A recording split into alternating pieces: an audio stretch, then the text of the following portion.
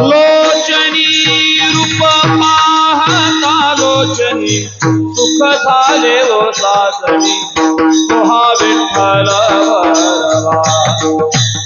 बरवा तुहा माधव रूप पाहता लोचनी सुख झाले ओ साजनी तुहा विठ्ठल बरवा तुहा माधव बलवा हा बहुता सुकृताची जोडी म्हणून विठ्ठली आवडे तुहा विठ्ठल बरवा तुहा माधव बरवा भवता सुकृताची जोडी म्हणून विठ्ठली आवडी तुहा विठ्ठल बलवा बरवा तुहा माधव बलवा सर्व सुखाचे आगर बाप रखुमा देवीवर सर्व सुखाचे आगर बाप रखुमा देवीवर सर्व सुखाचे आगर बाप रखुमा देवीवर सर्व सुखाचे आगर बाप रखुमा देवीवर हरी तोहा विठ्ठल बलवा तोहा माधव बलवा तोहा विठ्ठल बलवा तोहा माधव तुहा विठ्ठल बरवा तुहा माधव बरवा तुहा विठ्ठल बरवा तुहा माधव बरवा जय जय राम कृष्ण जय जय राम कृष्ण जय जय राम कृष्ण जय जय राम कृष्ण जय जय राम कृष्ण जय जय राम जय जय राम कृष्ण जय जय राम जय जय राम कृष्ण जय जय राम कृष्ण राम कृष्ण जय जय राम जय जय राम कृष्ण हरे जय जय राम राम कृष्ण हरे जय जय राम तुकाराम तुकाराम तुकाराम तुकाराम तुकाराम तुकाराम तुकाराम तुकाराम नाम घेता का पेयम नाम घेता का पेयम नाम घेता का पेयम नाम घेता का पेयम नाम घेता का पेयम नाम घेता का पेयम राम तुकाराम तुकाराम तुकाराम राम तुकाराम तुकाराम तुकाराम नाम घेता का प्रेयम नाम घेता का प्रेयम नाम घेता का पेयम नाम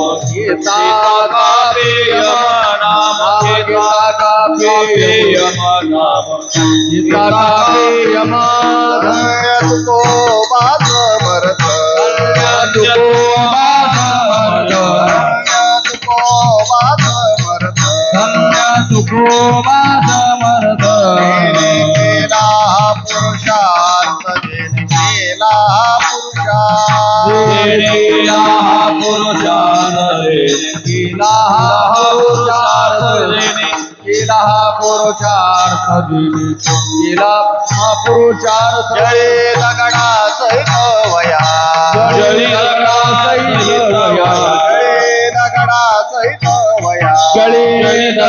सहित या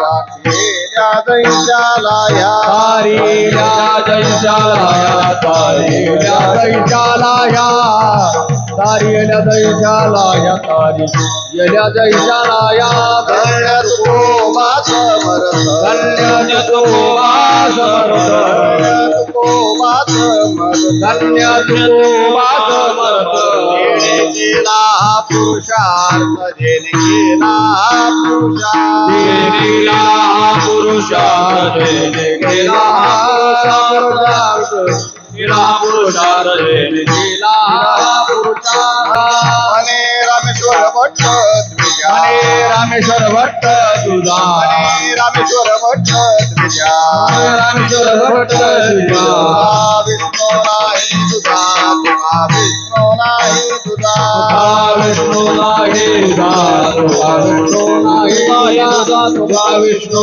नाही तुझा तुझा विष्णू नाही तुझा धन्य तुकोबा समर्थ धन्य तुकोबा समर्थ धन्य तुकोबा समर्थ धन्य तुकोबा समर्थ केला पुरुषार्थ जेणे केला पुरुषार्थ जेणे केला पुरुषार्थ जेणे केला पुरुषार्थ जेणे केला पुरुषार्थ जेणे केला पुरुषार्थ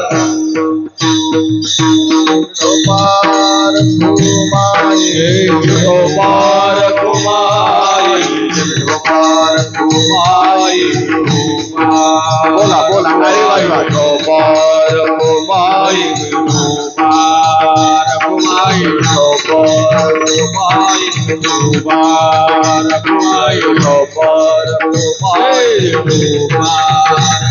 गोपाल कुमारी गोपाल कुमारी गोपाल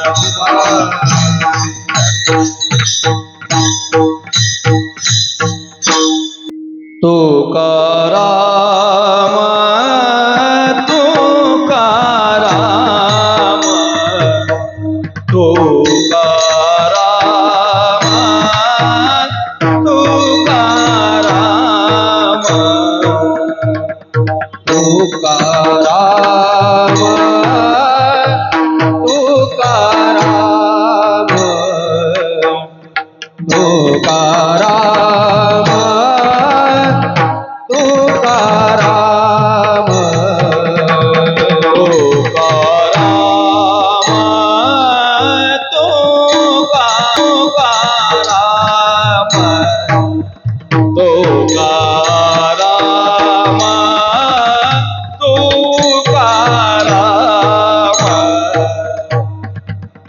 तुकाराम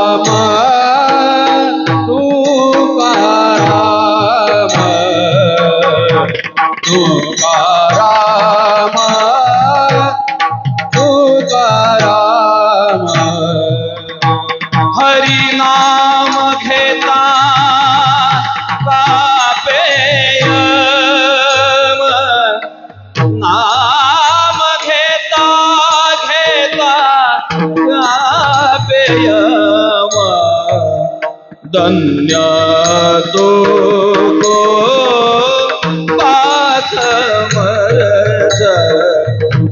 धन्य तो को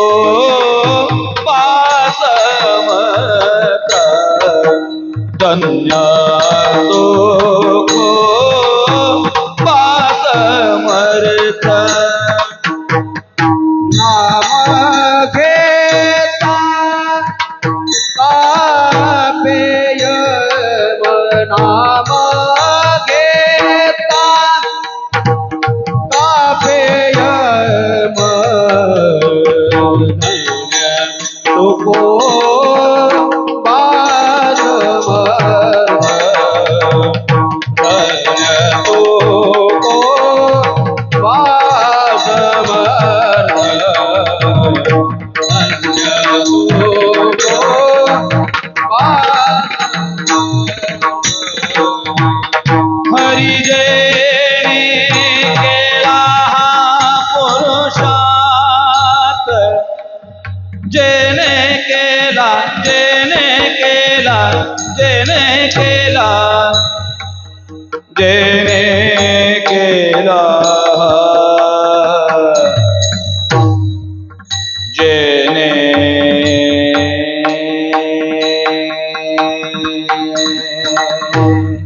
जेने केला जेने जेने जेने जेने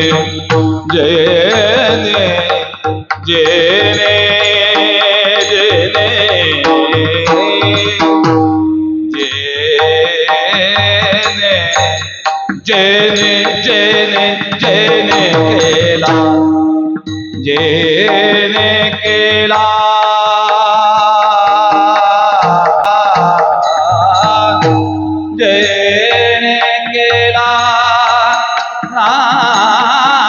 जेने केला जेने केला पुरुषार्थ जेने जेने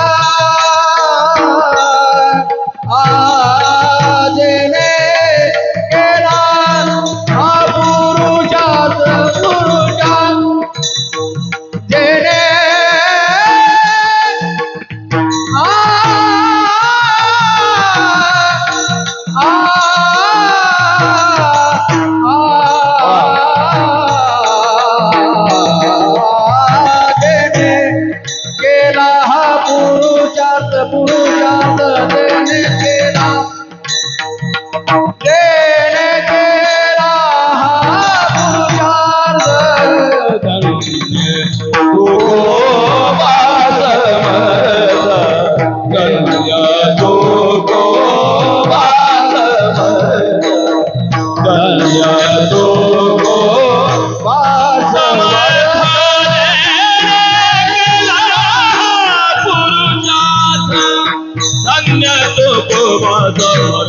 जय राम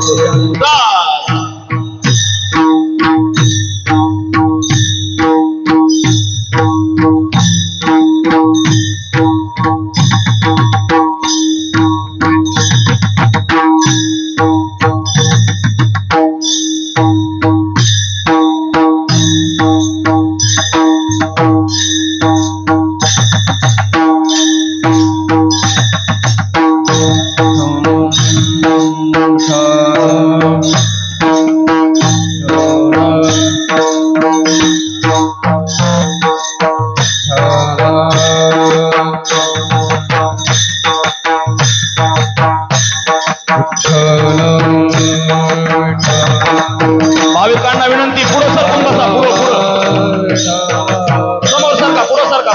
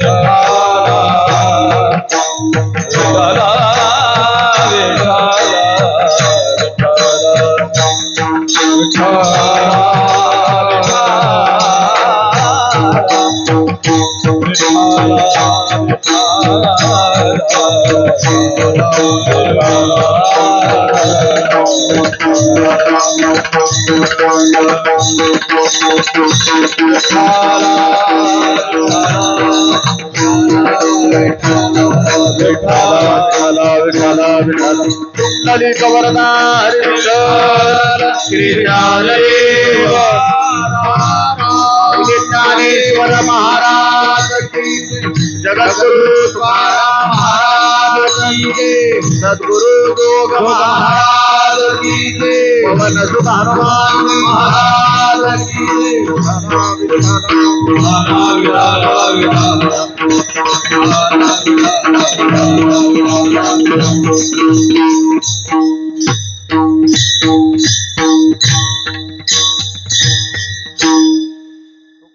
तुकाराम तुकाराम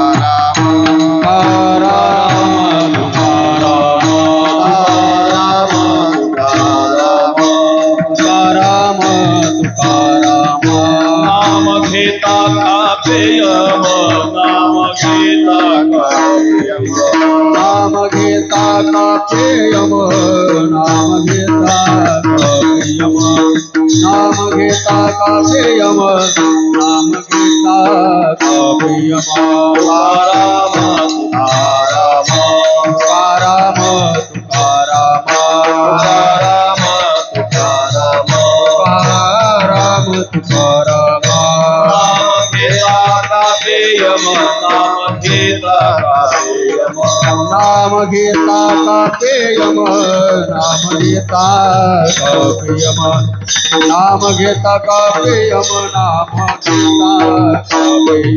धन्य तुको वासमर्थ, धन्य तुको वासमर्थ, धन्य तुको वासमर्थ, धन्य तुको वासमर्थ,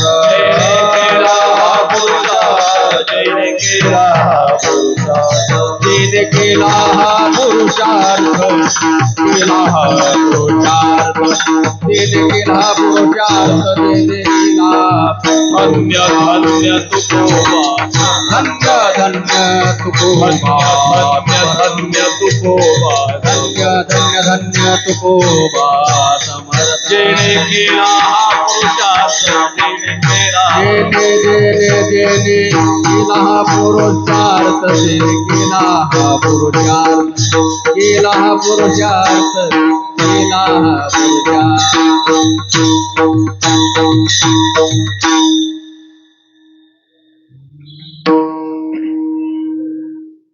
तुकाराम तुकाराम तुकाराम तुकाराम नाम घेता कापे यम धन्य तुकोबा समर्थ जेने केला हा पुरुषार्थ जळी दगडा सहित वया जळी दगडा सहित वया तारिल्या जैशाला ह्या धन्य तुकोबा समर्थ जेने केला हा पुरुषार्थ मने रामेश्वर भट्ट द्विजा मने रामेश्वर भट्ट द्विजा तुका विष्णू नाही दुजा धन्य तुकोबा समर्थ जेने केला हा पुरुषार्थ विठाला विठाला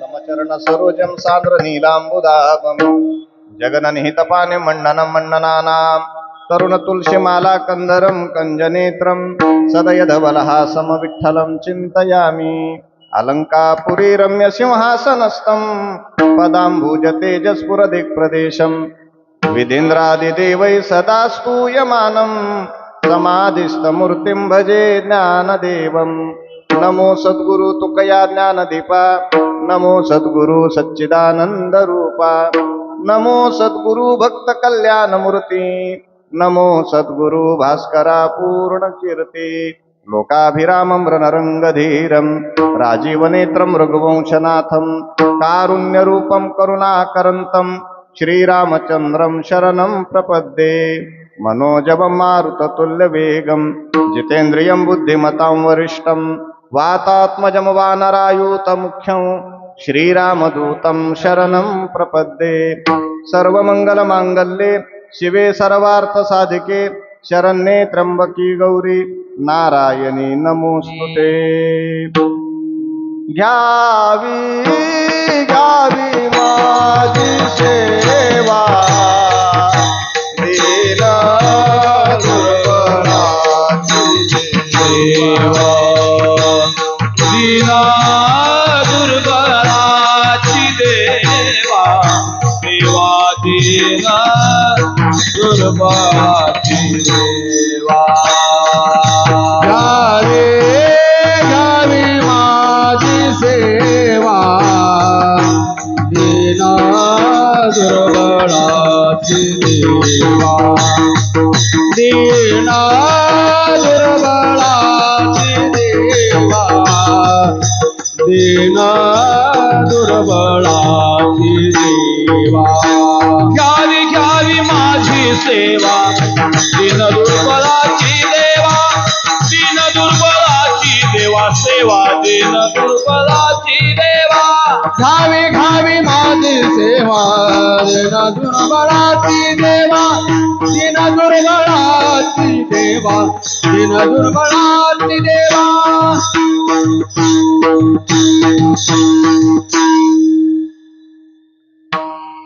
जयांचे केलिया स्मरण होय सकल विद्यांचे अधिकरण तेचे वंदू श्रीचरण श्री गुरूंचे ते नमस्कारोनी आता तुकाराम तुकाराम तुकाराम तुकाराम नाम घेता कापे यम धन्य तुकोबा समर्थ जेने केला हा पुरुषार्थ श्रीमंत श्रीवंदनीय पूज्यपाद जगदवंदनीय जगत आराध्य जगद्गुरु श्रीमंत संत वैराग्यराग रसिक भगवान श्री जगद्गुरु तुकाराम महाराज यांचे एकेकाळचे कट्टर शत्रू परंतु अनुभूतीनं झालेले शिष्य वाघोलीकर रामेश्वर शास्त्री यांचा हा 4 चरणाचा अभंग असून रामेश्वर शास्त्री जगद्गुरु तुकोबरायांच्या नामाचा महिमा त्यांच्या कर्तृत्वाचा महिमा या अभंगामध्ये सांगतात. विठाला विठाला विठाला विठाला विठाला विठाला विठाला संत शिरोमणी तुकाराम महाराज मंडळ यांच्या वतीनं सालाबाद प्रमाणे संपन्न होत असलेला हा जगद्गुरु तुकाराम महाराजांचा बीजोत्सव आणि या बीज उत्सवाची अतिशय महत्त्वाची आणि महत्त्वपूर्ण असलेली सेवा म्हणजे आज जगद्गुरु तुकोबराय महाराजांची बीज आहे आणि त्या बीजेच्या पुष्पवृष्टीकरता तुकोबरायांच्या वैकुंठ गमनाच्या त्या संधीला आपल्या जीवनामध्ये पुण्य प्राप्त करून घेण्याकरता तुम्ही आपण सर्वजण आज या ठिकाणी एकत्रित आहोत. खरं तर आपण भाग्यवान आहोत भाग्यवान या करता आहोत त्याचं कारण आहे आज साजरी होणारी जगद्गुरु तुकाराम महाराजांची जी बीज आहे ना महाराज, ती बीज महाराज त्रिशतकोत्तर अमृत महोत्सवी वर्षाची बीज आहे. भगवान जगद्गुरु तुकोबरायांचा हा त्रिशतकोत्तर अमृत महोत्सवी वर्ष आपल्याला साजरं करता येतोय महाराज. आपल्याला या ठिकाणी तुकोबरायांच्या नामावलीचं गुणगान गाता येते. याच्यासारखं दुसरं मोठं पुण्य आपल्या जीवनामध्ये काय असलं पाहिजे महाराज? दुसरं कोणतंही मोठं पुण्य नाही.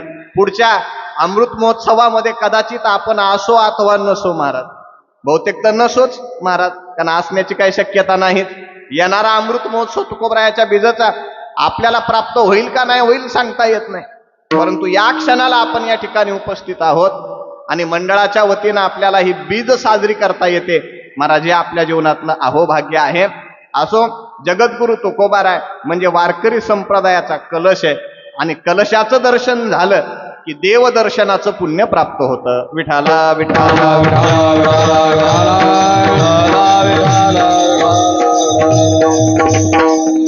ज्ञानदेवे रचिला पाया.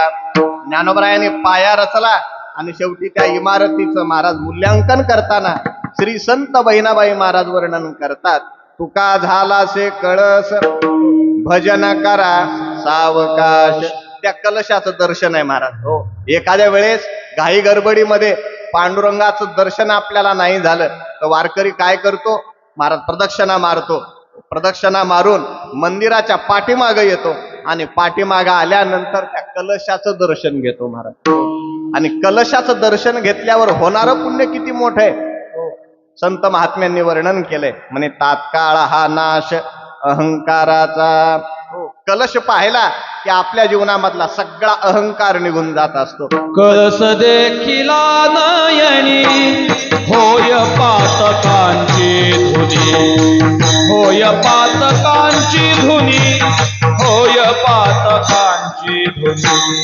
कळस देखिला नयनी होय पातकाची धुनी, होय पातकाची धुनी, होय पातकाची.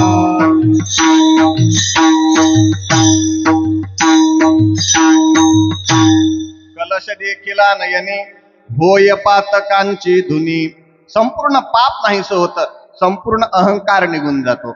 आणि कलश पाहणं म्हणजे काय आहे तर कलश पाहणं म्हणजे पूर्णत्वाला प्राप्त होणं. एकदा का मंदिरावरती कलश आला की पुन्हा मंदिराचं काम होत नाही. तसं एकदा का जगद्गुरु तुकोबाराय जीवनामध्ये आले की पुन्हा काही करण्याचं काम शिल्लक राहत नाही. एकदा जगद्गुरु तुकोबाराय आपल्या जीवनामध्ये यावेत म्हणजे आपण कलशपूर्तीला या ठिकाणी प्राप्त होतो, पूर्णाहुतीला प्राप्त होतो. आणि त्या दृष्टिकोनातून आजची बीज खूप महत्वाची आहे. वारकरी संप्रदायामध्ये या बीजेला अनन्य साधारण महत्व आहे. आम्हा वारकऱ्यामध्ये तर महाराज एक प्रथा आहे महाराज, जो जगद्गुरु तुकोबारायाची बीज साजरी करत नाही का वारकरी म्हणतात समजून जायचं ते बीजच खोट आहे. माझा शब्द कळतो का तुम्हाला? ज्यांना जगद्गुरु तुकोबारायांची बीज साजरी करता येत नाही का ते बीज कसं आहे? खोट आहे महाराज. ते बीज खोट आहे, समजून जायचं. नक्कीच महाराज मायबापाने कुठंतरी व्याभिचार केलाय. विठाला विठाला विठाला विठाला विठाला विठाला विठाला. जे बीजाचे असतील तेच बीज साजरी करतील महाराज, जे बीजाचे नाहीत ते बीज साजरी करणार नाहीत.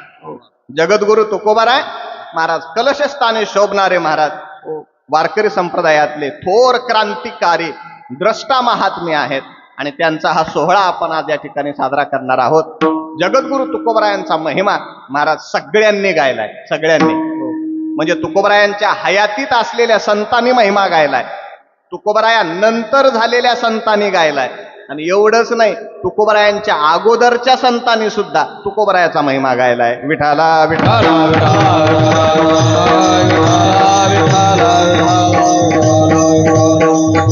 तुकोबारायाच्या हयातीमध्ये असणारे सर्व संत महाराज या सर्व संतांनी तुकोबारायाचा महिमा गायलेला आहे. मग समर्थ रामदास स्वामी असतील, चिंचवडचे मोरया गोसावी असतील, यांनी तुकोबारायांचा महिमा गायलाय महाराज. हो, तुकोबारायाच्या हयातीत असलेल्या संतांनी तुकोबारायांचा महिमा गायलाय. एवढंच नाही, तुकोबारायाच्या नंतर झालेले संत निळोबाराय महाराज, बहिणाबाई महाराज यांनी सुद्धा तुकोबारायांचा महिमा या ठिकाणी गायलाय. हो, गाथा पारायणाच्या आरंभी आपण तुकोबरायांचं जे नमन म्हणतो ना महाराज, हे नमो सद्गुरु तुकया ज्ञानदीपा, हे नमन निळोबरायाने केलेलं आहे महाराज. 108 चरणाचं ते नमन आहे. 108 चरणाचं नमन आहे. तुकोबराया नंतर झालेले निळोबराय तुकोबरायाचा महिमा गातात. तुकोबरायाच्या हयातीत असलेले महात्मे तुकोबरायाचा महिमा गातात. आणि तुकोबरायाच्या अगोदर असलेले नाही जवळपास 350 ते 400 वर्ष अगोदर असलेले ज्ञानोबराय महाराज, तो ज्ञानोबराय सुद्धा तुकोबरायाचा महिमा गातात. विठाला विठाला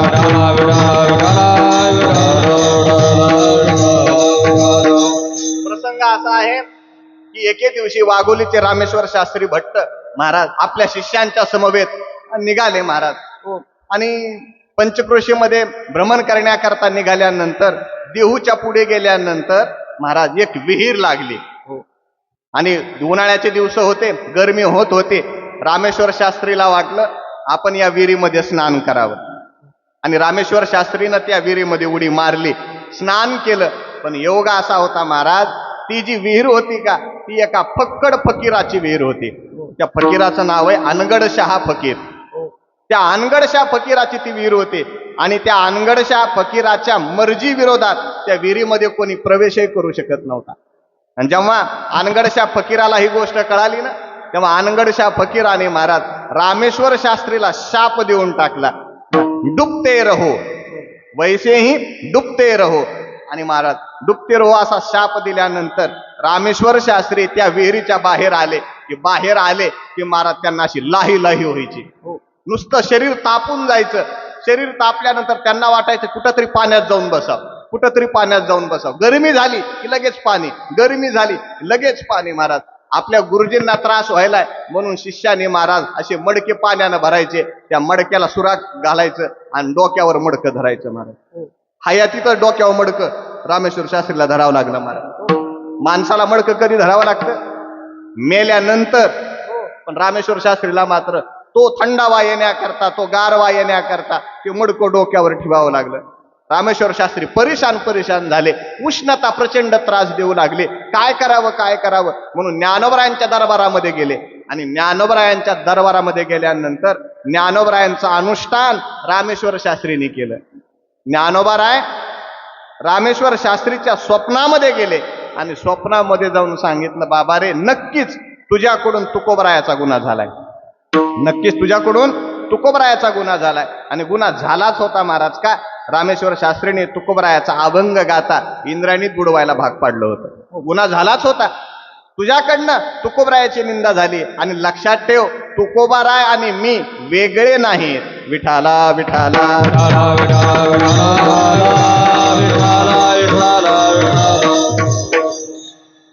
महाराज तुला निंदा घडलीये म्हणून पतिता तू पावला, तुझी त्याशी कारे घडली रे निंदा. तुझी काहीतरी निंदा घडलीये आणि निंदा घडल्यामुळं महाराज तुला हे दाह तुला सोसावा लागतोय. आणि दाह सोसावा लागल्यानंतर महाराज तुका आम्हाला प्रिय आहे. ज्ञानोबराय म्हणतायत, जो का अवतार नामा याचा, जो अवतार नामदेवरायाचा आहे तो श्रेष्ठ वैष्णव आहे, मला आवडता आहे, माझा प्रेमळ आहे. ही स्तुती कोणी केली आहे? ज्ञानोबरायाने केली. म्हणजे तुकोबरायांच्या अगोदर असलेले ज्ञानोबराय तुकोबरायाचा महिमा गातात. तुकोबरायाच्या हयातीत असलेले महात्मे तुकोबरायाचा महिमा गातात. आणि तुकोबरायाच्या नंतरचे महात्मे सुद्धा तुकोबरायाचा महिमा गातात. विठाला विठाला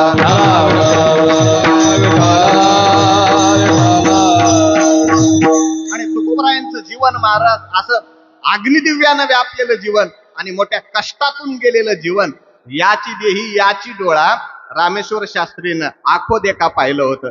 आणि रामेश्वर शास्त्रींना तुकोबरायांच्या अधिकाराची कल्पना आलेली होती. अगोदर विरोध केला महाराज, अगोदर शत्रुत्व केलं. विरोध इतका पराकोटीचा केला की तुकोबरायाचे अभंग गाथा सुद्धा इंद्रायणीला बुडवायला, इंद्रायणीमध्ये टाकायला रामेश्वर शास्त्रींनी भाग पाडले. तुकोबरायांनी तो गाथा इंद्रायणीत टाकला. आणि टाकल्यानंतर 13 दिवसापर्यंत तुकोबरायाने महाराज अनशन व्रत केलं.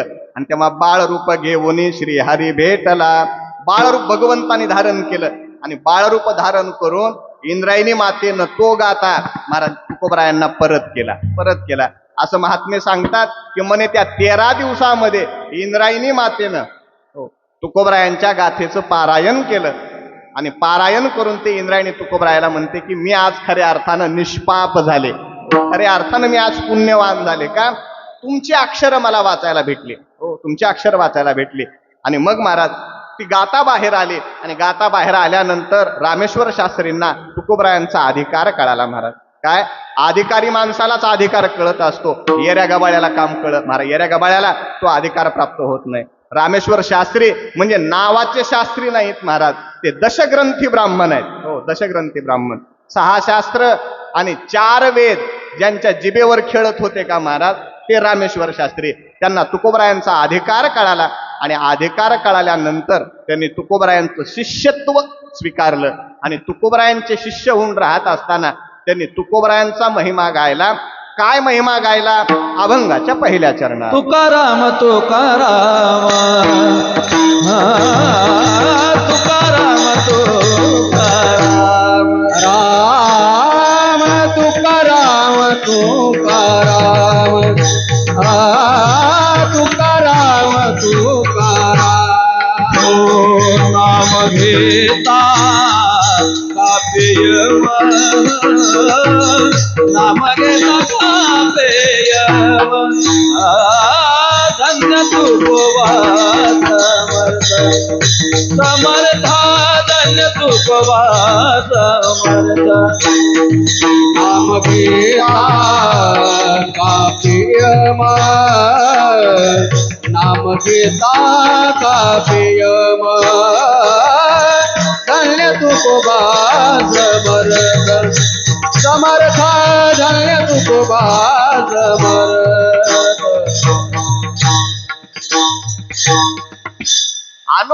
अनुभूतीतून आलेला, अनुभवातून आलेला महिमा रामेश्वर भट्ट या ठिकाणी प्रगट करतात. महाराज म्हणे माझे सद्गुरू तुकाराम महाराज, त्यांचा महिमा किती मोठा आहे. म्हणे त्यांचं नाव जरी घेतलं ना मुखानं, तर नाव मुखानं घेतल्यानंतर महाराज तो यम कापतो, यम कापतो. महाराज तुकाराम तुकाराम नाम घेता कापे यम. हो, यम कापतो महाराज. हो, थरथर थरथर कापतो. जसा एखादा गुन्हा घडल्यानंतर आणि गुन्हेगाराच्या समोर पोलीस आल्यानंतर गुन्हेगार जसा लटलट कापतो ना, अगदी त्या पद्धतीनं तुकोबरायांच्या समोर तो यम महाराज लटलट कापतो. हो, सगळ्या जगाला खाणारा यम. हो, सगळ्या जगाला संपवणारा यम. हो, सगळं जग नाहीसं करण्याचं सामर्थ्य असणारा यम. पण जगद्गुरु तुकोबरायांचं नामचिंतन करणाऱ्या भक्तांच्या समोर नाही, तुकोबरायांच्या समोर महाराज तो थरथर थरथर कापायला लागतो. का?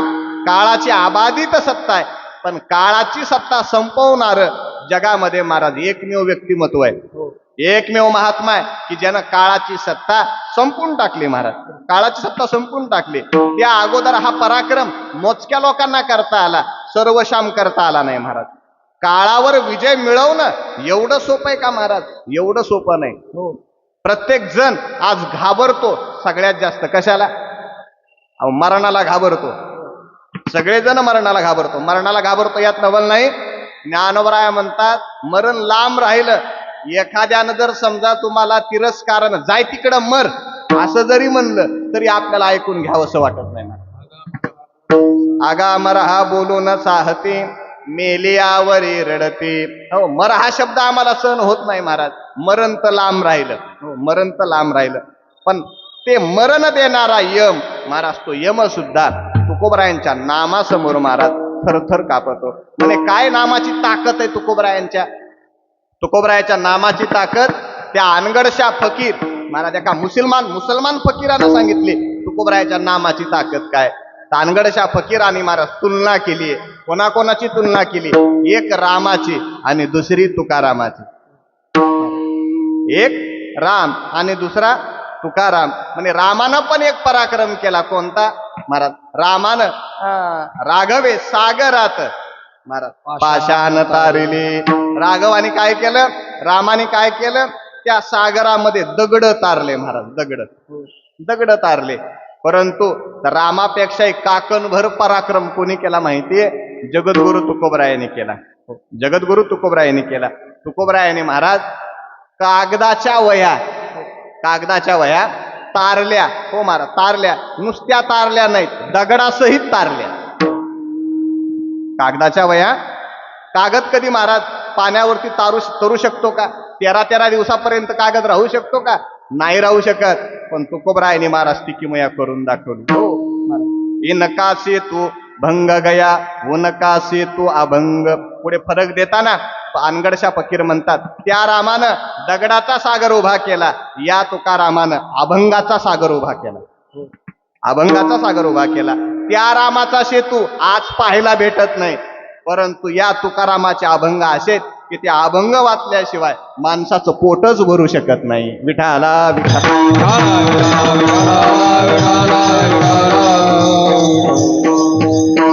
रामाने फक्त दगडाला तारलं आणि तुकोबरायाच्या अभंगाने हजारो नाही लाखो करोडो दगडाला तारलं. दगड कधी तरेल का? अहो तुम्ही आम्ही दगडच आहेत ना. तुका म्हणे ज्याची बुद्धी आईशी जड, त्याहुनी दगड बरे देवा. महाराज जे मतिमंद लोक आहेत, जे ज्ञानी लोक, जे अज्ञानी लोक आहेत, ते सगळे दगडच आहेत ना. परंतु त्या दगडालाही तारण्याचं सामर्थ्य. अहो माझ्यासारखा एवढा मोठा दगड आज तुमच्या समोर 2-2 तास बोलायलाय. ही किमया कोणाची आहे? ही किमया कोणाची आहे? ही किमया तुकोबरायांची आहे महाराज. हो त्या रामानं फक्त दगड तारले, परंतु तुमच्या माझ्यासारखे अज्ञानी जीव तारण्याचं काम तुकोबरायाने केलं. म्हणून उनकासे तो भंग गया, इनकासे तो अभंग. ही किमया कोणाची? म्हणजे तुकोबरायांची. विठाला विठाला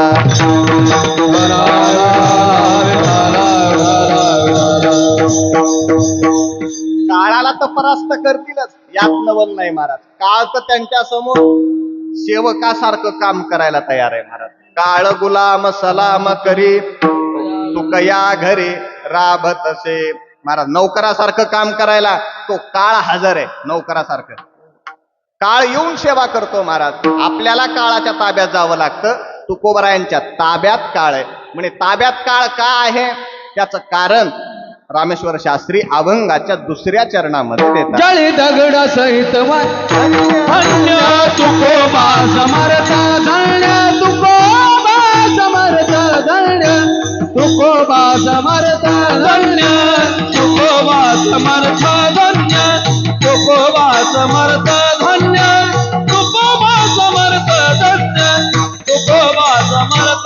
ज्याने केला पुरुषार्थ, ज्याने केला पुरुषार्थ, धन्य तुकोबा समर्थ, धन्य तुकोबा समर्थ, धन्य तुकोबा समर्थ, धन्य तुकोबा समर्थ.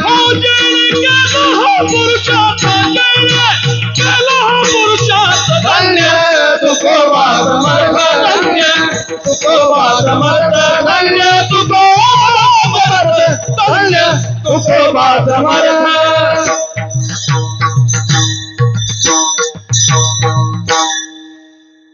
काळावर सत्ता त्यांची मिळाली. कारण काय? म्हणे ते समर्थ आहेत म्हणून. समर्थ कोणाला म्हणतात? भिवू नकोस मी तुझ्या पाठीशी. त्यांना समर्थच म्हणतात. समर्थ या पदाची व्याख्या देत असताना गीता माऊलीनं समर्थ पदाची व्याख्या दिली आहे महाराज, की हे समस्त ब्रह्मांड ज्याच्या ताब्यामध्ये आहे, किंवा कर्तुमा कर्तुम अन्यथा कर्तुम, सर्वज्ञ गुणसंपन्न जो आहे त्याचं नाव काय आहे? समर्थ. समर्थ कशाला म्हणतात? तुकोबराय एक व्याख्या देतात म्हणे, तुका म्हणे आले समर्थाचे म्हणा, जरी होय राणा रंग त्याचा, जरी होय राणा रंग त्याचा, जरी होय राणा रंग त्याचा. तुका म्हणे आले समर्थाचे म्हणा, जरी होय राणा रंग त्याचा, जरी होय राणा रंग त्याचा, जरी होय राणा रंग त्याचा. हो समर्थाचे घरी सकळ संपदा नाही तुटी कला गाजयाची, नाही तुटी कला गाजयाची. हा समर्थाचे घरी सकळ संपदा नाही तुटी कला गाजयाची, नाही तुटी कला गाजयाची. समर्थ त्याला म्हणतात महाराज. ज्याच्याकडे कधीच कोणत्याच गोष्टीची कमतरता नाही, कोणत्याही गोष्टीची कमतरता नाही, तुटी कदा कास याची. समर्थाचे घरी सकळ संपदा, सगळ्या प्रकारची संपदा त्यांच्याकडे अवेलेबल आहे महाराज. तुम्ही कधीही जा, त्यांचा दरबार तुमच्या करता खुला आहे. तुम्ही कोणत्याही भावनेनं जा, ते तुम्हाला स्वीकारणार आहेत महाराज, ते तुम्हाला स्वीकारणार आहेत. म्हणून तुका म्हणे आले समर्थाचे मना, जरी होय राणा रंक त्याचा. त्यांच्या मनात आलं तर काय होणार नाही महाराज, काय होणार नाही. म्हणून तुकोबराय कसे आहेत महाराज, धन्य तुकोबा समर्थ. तुकोबराय समर्थ आहेत महाराज, समर्थ. गुजरात मधल्या एका व्यापाऱ्याने ज्ञानोबरायांना नवस केला की म्हणे ज्ञानोबराय मला मुलगा होऊ द्या, मला मुलगा होऊ द्या. आणि इकडं देहू गावामध्ये तुकोबराय अवताराला आल्यानंतर बीड भागामधला एक ब्राह्मण ज्ञानोबरायांची कृपा प्राप्त करण्याकरता, धनदौलत प्राप्त करण्याकरता आळंदीला आला. आणि आळंदीला आल्यानंतर ज्ञानोबरायांची महाराज तपश्चर्या त्यानं सुरू केली, अनुष्ठान उभा केलं. 21व्या दिवशी ज्ञानोबराय त्याच्या स्वप्नामध्ये आले आणि स्वप्नामध्ये येऊन त्या ब्राह्मणाला सांगितलं म्हणे की तुम्ही काय करा, आता आळंदीमध्ये थांबू नका. म्हणे का? कारण आळंदीमधली सगळी पावर आता सध्या कुठे? म्हणे देहू गावामध्ये. तुम्हाला जे पाहिजे ते मिळवायचं असेल तर तुम्ही देहू गावामध्ये जा. आणि मग महाराज तो ब्राह्मण आळंदीतून उठला आणि देहू गावामध्ये गेला. देहू गावामध्ये गेल्यानंतर महाराज चौकशी केली, तुकाराम महाराज कुठे आहेत, तुकाराम महाराज कुठे आहेत, तुकाराम महाराज कुठे आहेत. आणि तुकाराम महाराज कुठे आहेत म्हणल्यानंतर महाराज तो तुकोबरायांचा शोध घेत घेत घेत घेत तुकोबराय महाराज भामचंद्रगिरीवरती तपश्चर्या करत होते, एकांतामध्ये भजन करत होते. तिथं गेला आणि तिथं गेल्यानंतर तुकोबरायांना प्रणाम केला, नमस्कार केला. तुकोबरायाने विचारलं, बाबा कुठून आलात तुम्ही? म्हणे मी आहे बीडचा, परंतु आता मात्र मी आळंदीहून आलोय, आळंदीहून आलोय. आणि आळंदीहून आलो म्हणल्यानंतर तुकोबरायांचं अंतःकरण ज्ञानोबरायांच्या विषयी महाराज इतकं सद्गदित झालं, इतक्या आनंदाने तुकोबराय जाग्यावरनं उठले, त्या ब्राह्मणाला गळा भेट घेतली. ज्ञानोबरायांकडून आलात तुम्ही, बसा बसा बसा. बसायला जागा दिली आणि बसण्याकरता आसन दिल्यानंतर विचारलं, म्हणे सांगा बरं काय येणं केलं माझ्याकडं? आणि ज्ञानोबरायांनी मला तुमच्याकडं पाठवलंय, ज्ञानोबरायांनी तुमच्याकडं पाठवलंय. बर म्हणे मग काय इच्छा आहे तुमची? म्हणे काही नाही, मला 2 पोरं आहेत, त्या पोरायच्या मला मुंजी करायच्या आहेत, म्हणून माझ्याजवळ पैसे नाहीत. पैसे मागण्याकरता मी ज्ञानोबरायांकडे गेलो होतो, पैसे मागण्याकरता ज्ञानोबरायांकडे. पण ज्ञानोबरायाने सांगितलं की आता तुमची सर्व इच्छा पुरवणारे तुकोबराय देहू गावामध्ये आहेत, तुम्ही देहू गावामध्ये जा. तुकोबराय म्हणतात बरं बरं बरं, मग काय करायचं, काय पाहिजे तुम्हाला? म्हणे काही नाही, जर माझ्या पोराची मुंज होईल इतपत पैसे तुम्ही मला दिले असते तर किती बरं झालं असतं. तुकोबरायाने महाराज इकडं तिकडं बघितलं तर वळकटीमध्ये एक नारळ होतं. महाराज त्यांनी ते नारळ घेतलं आणि त्या ब्राह्मणाला दिलं, नारळ ब्राह्मणाला दिलं. आणि नारळ ब्राह्मणाला दिल्यानंतर महाराज तो ब्राह्मण तिथून उठला आणि नाराज होऊन निघाला. अरे अरे अरे म्हणे देऊन देऊन दिलं काय तर नारळ, देऊन देऊन दिलं काय तर नारळ. नुसत्या नारळावर कुठं भागत असते होय? नारळावर नुसत्या भागत असतं? नाही ना भागत महाराज, नारळावर नुसत्या भागत नाही. आता कसं व्हायचं माझं, कसं व्हायचं माझं? म्हणून त्या ब्राह्मणाने ते नारळ तसंच वापस तुकोबरायांना केलं आणि महाराज तो ब्राह्मण निघून गेला. महाराज ते नारळ सामान्य नव्हतं. तुम्हाला मी अगोदर सांगून गेलो की त्या गुजरातच्या व्यापाऱ्याने ज्ञानोबरायांना नवस केलेला होता आणि योगायोगानं ज्ञानोबरायाच्या कृपेनं त्याला मुलगा झाला होता. आणि म्हणून त्यानं महाराज लाखो किमतीचे हिरे एका नारळाला महाराज छिद्र पाडलं आणि त्या नारळामध्ये ते हिरे भरून ठेवले, ते हिरे भरून ठेवले. आणि ते नारळ घेऊन तो आळंदीमध्ये आला. ज्ञानोबरायाला त्यांनी ते नारळ महाराज अर्पण केलं. पण योगायोगा असा की त्यावेळेला तुकोबराय तिथं होते, म्हणून पुजाऱ्यांनी तेच नारळ तुकोबरायांना दिलं. तुकोबरायांनी तेच नारळ त्या बीडच्या ब्राह्मणाला दिलं. परंतु काही कपाळ दरिद्री असतेत ना महाराज, कपाळ करंटे, हो त्या कपाळ करंट्या ब्राह्मणाने महाराज पुन्हा ते नारळ तुकोबरायांना वापस केलं. तुकोबरायाने विचार केला, म्हणे हे नारळ आहे जरा फोडून तर बघा. आणि फोडून बघावं म्हणल्यानंतर नारळ फोडलं तर त्याच्यात लाखो रुपयाचे हिरे निघाले महाराज. आता मला सांगा, माझ्यासारखा जर एखादा महाराज असता तर काय केलं असतं? महाराज स्वतः करता ते हिरे वापरले असते, पण तुकोबराय महाराज असे समर्थ आहेत विचारानं की तुकोबरायाने त्या संपूर्ण हिऱ्याच्या खर्चातून ज्ञानोबरायाचं मंदिर बांधलं. विठाला विठाला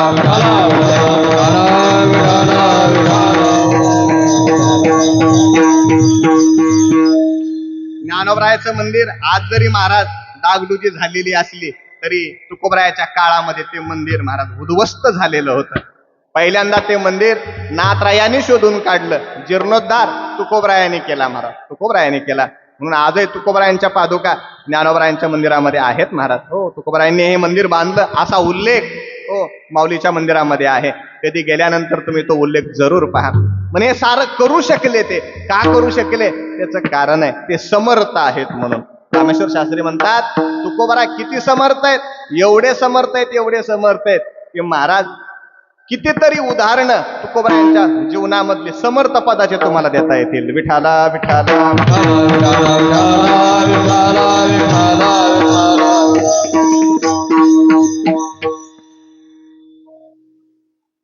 तुकोबरायांची कीर्ती महाराज दिगंतराला या ठिकाणी गेलेली आहे, दिगंतराला गेलेली आहे.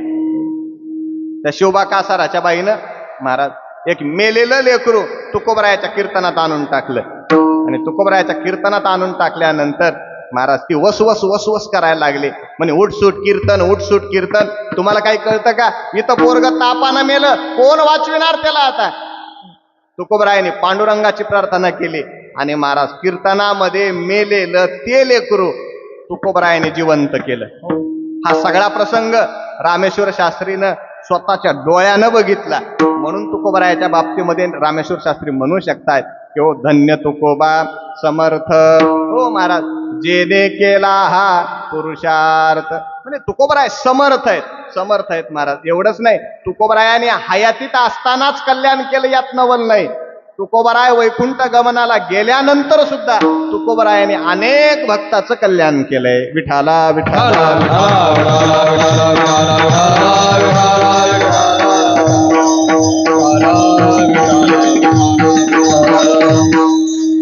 करू शकले महाराज कल्याण. का आजही ते कल्याण करतायत. कशामुळे करू शकतायत? कारण ते समर्थ आहेत. हो महाराज समर्थ आहेत. जगामध्ये समर्थ फक्त दोघच आहेत, एक देव आणि दुसरे संत. हो या पलीकडं तिसरा समर्थ व्यक्ती या जगात कोणीच नाही महाराज. हो रामेश्वर शास्त्रीने हे सारं बघितलंय. म्हणून रामेश्वर शास्त्री म्हणतायत धन्य तुकोबा समर्थ, जेने केला हा पुरुषार्थ. ज्यांनी हा पुरुषार्थ केला ते तुकोबराय समर्थ आहेत, ते धन्य आहेत महाराज, ते धन्य आहेत. म्हणजे काय काय तुकोबरायाने पुरुषार्थ केला? अहो काय काय पुरुषार्थ केला म्हणजे म्हणून काय सांगता? सांप्रत कलियुगामध्ये हो वेद पठन करणं महाराज शक्य आहे का? शक्य नाही. हो शक्य नाही महाराज. वेद पठन करणं आम्हाला शक्य नाही. एवढंच नाही, एखादा मंत्र म्हणत असताना मंत्र जर थोडा चुकला तर असा व्यक्ती पागल होतो, पागल. त्याला येरवाड्यात जमा करावं लागतं बघा. मंत्र चळे थोडा तव धडची होय वेडा. जरासा मंत्र चुकला ना महाराज, चांगल्या माणसाला सुद्धा महाराज येड्याच्या इस्पितळामध्ये दवाखान्यामध्ये दाखल करावं लागतं.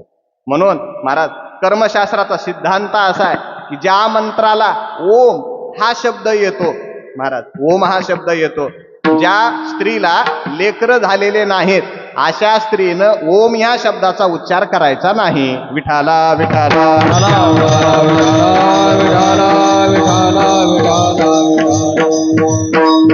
म्हणजे का करायचं नाही उच्चार? त्याचं कारण आहे ओम हे अग्नी बीज आहे आणि अग्नीचं काम आहे जाळून टाकणं. ती माऊली अजून मुलाची आई झालेली नाही. जोपर्यंत ती आई होत नाही तोपर्यंत तिनं ओम असलेले मंत्र म्हणायचे नाहीत. आता ओम नमः शिवाय म्हणायचं असेल तर तिनं ओम म्हणायचं नाही, फक्त नमः शिवाय एवढं म्हणायचं, ओम म्हणायचं नाही. ओम नमो भगवते वासुदेवाय म्हणायचं असेल तर महाराज नमो भगवते वासुदेवाय एवढं म्हणायचं, ओम म्हणायचं नाही. हा लेकरं झाल्यानंतर मग तुमचं प्रापंचिक कार्य पूर्ण झालं की मग तुम्ही ओम म्हणा. मग त्या ओमचा महाराज जो विरोध होणार आहे तुमच्या उदराला तो होणार नाही. का? अग्निबीज आहे आणि अग्नीचं काम आहे जाळून टाकणं. अजून तुम्हाला संतती निर्माण करायची आहे आणि निर्माण होण्याच्या अगोदरच जर ती जमीन महाराज जळून गेली तर मग पीक कसं येणार? भाजलेल्या जमिनीवरती पीक येत नाही. आणि ओम हा शब्द जमीन भाजण्याचं काम करतो. विठाला विठाला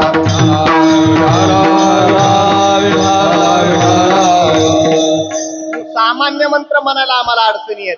वेद कवा म्हणता येईल महाराज? वेद कवा म्हणता येईल? आम्हाला वेद म्हणता येत नव्हता. वेदाची अडचण होती आणि तो वेदाचा अर्थ तुम्हाला आम्हाला सहजपणानं कळावा याच्याकरता तुकोबरायांनी पुरुषार्थ केला महाराज. पुरुषार्थ केला आणि तो पुरुषार्थ सुद्धा कसा केला? समर्थपणानं केला महाराज.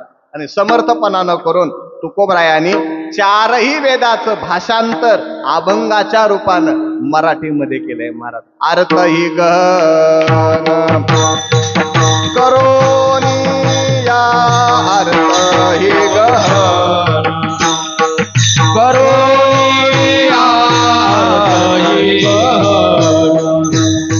करोनिया, तही गहन. हरी कहू वेदाचे हे केले विवरण, अर्थ ही गहन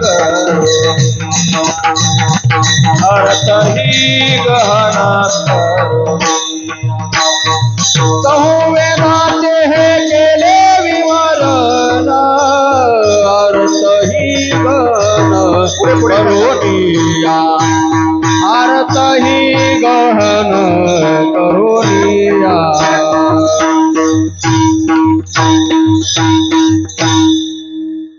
बसल्या जागेवरूनच काय करा, थोडं थोडं थोडं थोडं पुढे सरका, म्हणजे अजून येणार. भाविकांना नम्र विनंती, पुढे सरका. माता भगिनी वर्ग आणि पुरुष वर्ग, महिला वर्ग सरका पुढे, म्हणजे कीर्तनामध्ये व्यत्यय येणार नाही. सरका पुढे सरका. परत सांगायला नको. माता भगिनी वर्ग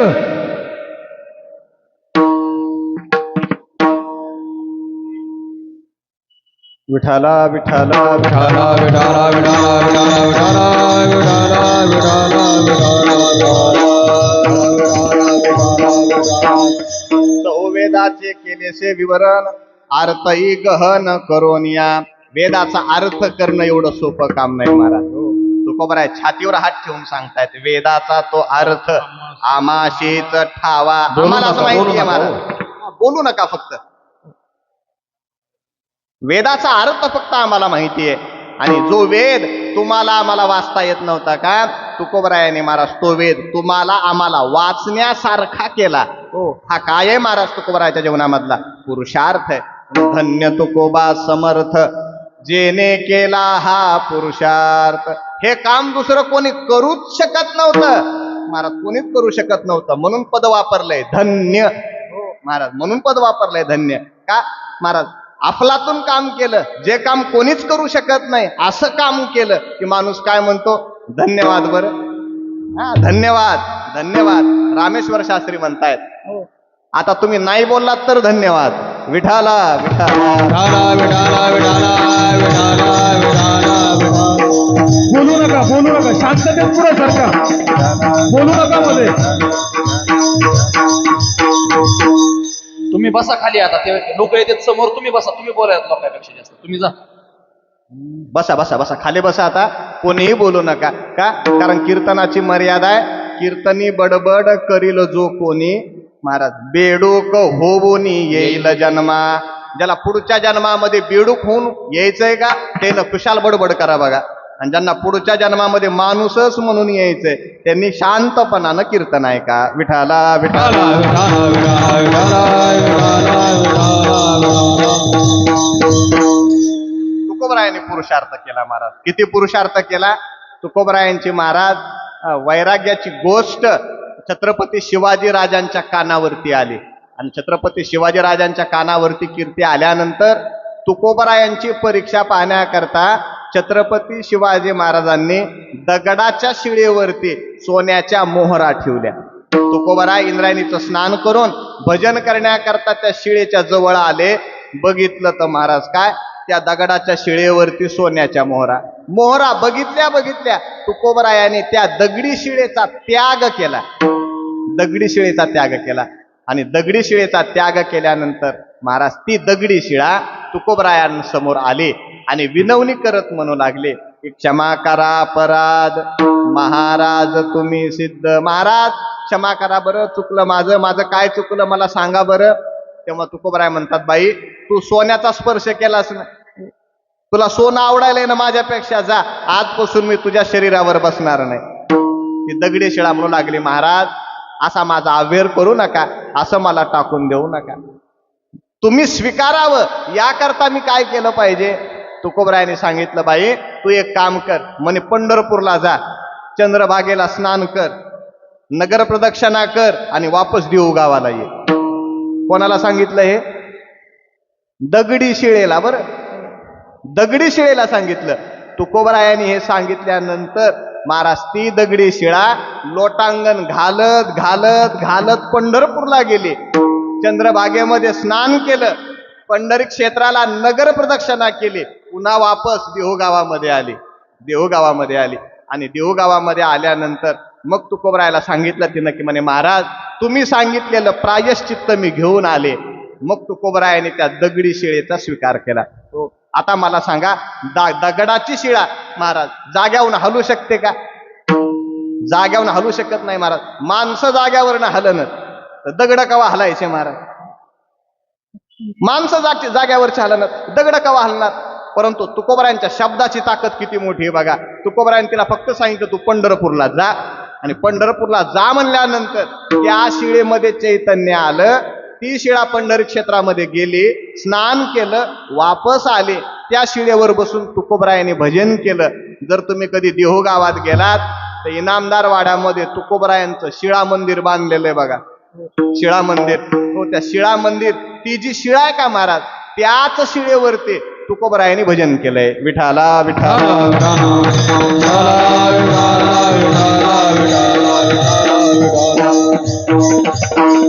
दगडाला सुद्धा चेतनत्व ते देऊ शकतात. म्हणून महाराज, धन्य तुकोबा समर्थ, येणे केला हा पुरुषार्थ.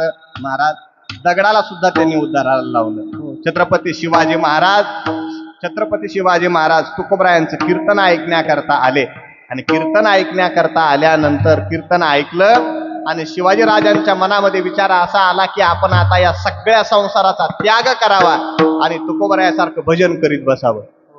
म्हणून 8 दिवस तुकोबरायांच्या सानिध्यामध्ये छत्रपती शिवाजीराजे.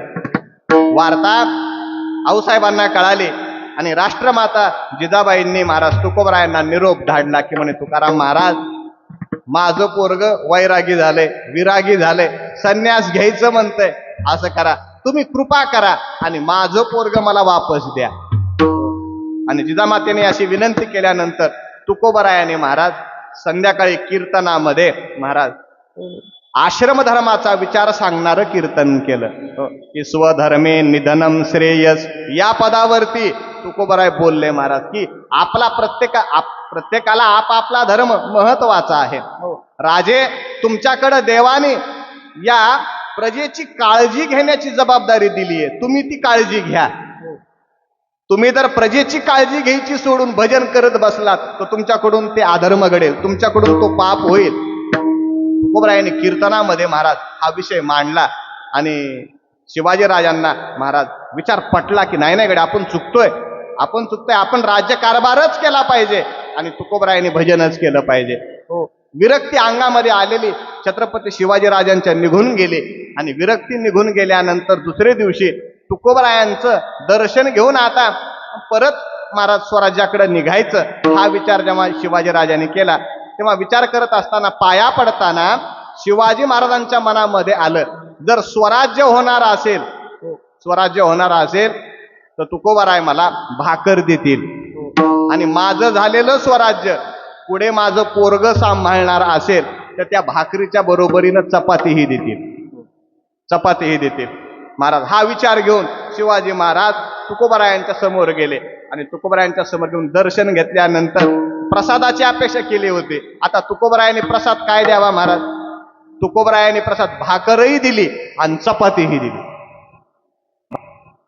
भाकरही दिली आणि चपातीही दिली. परिणाम काय झाला महाराज? भाकर दिल्यामुळं स्वराज्य निर्माण झालं आणि चपाती दिल्यामुळं धर्मवीर संभाजीराजे जन्माला आले. विठाला विठाला.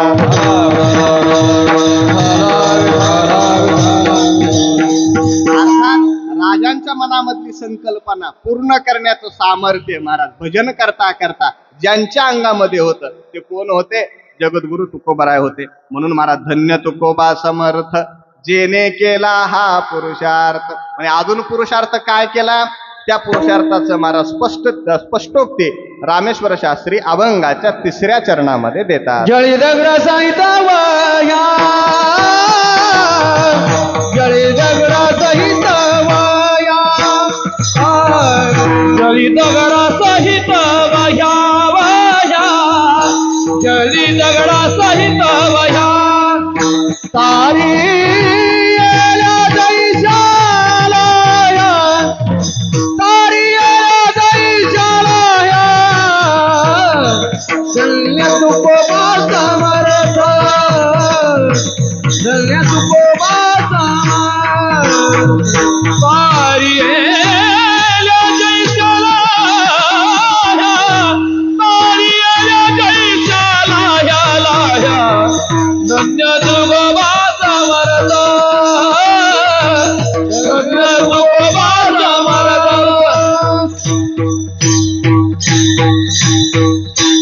जळी दगडा सहित वह्या, तारियेल्या दैशाला ह्या, धन्य तुकोबा समर्थ जेने केला हा पुरुषार्थ. विठाला विठाला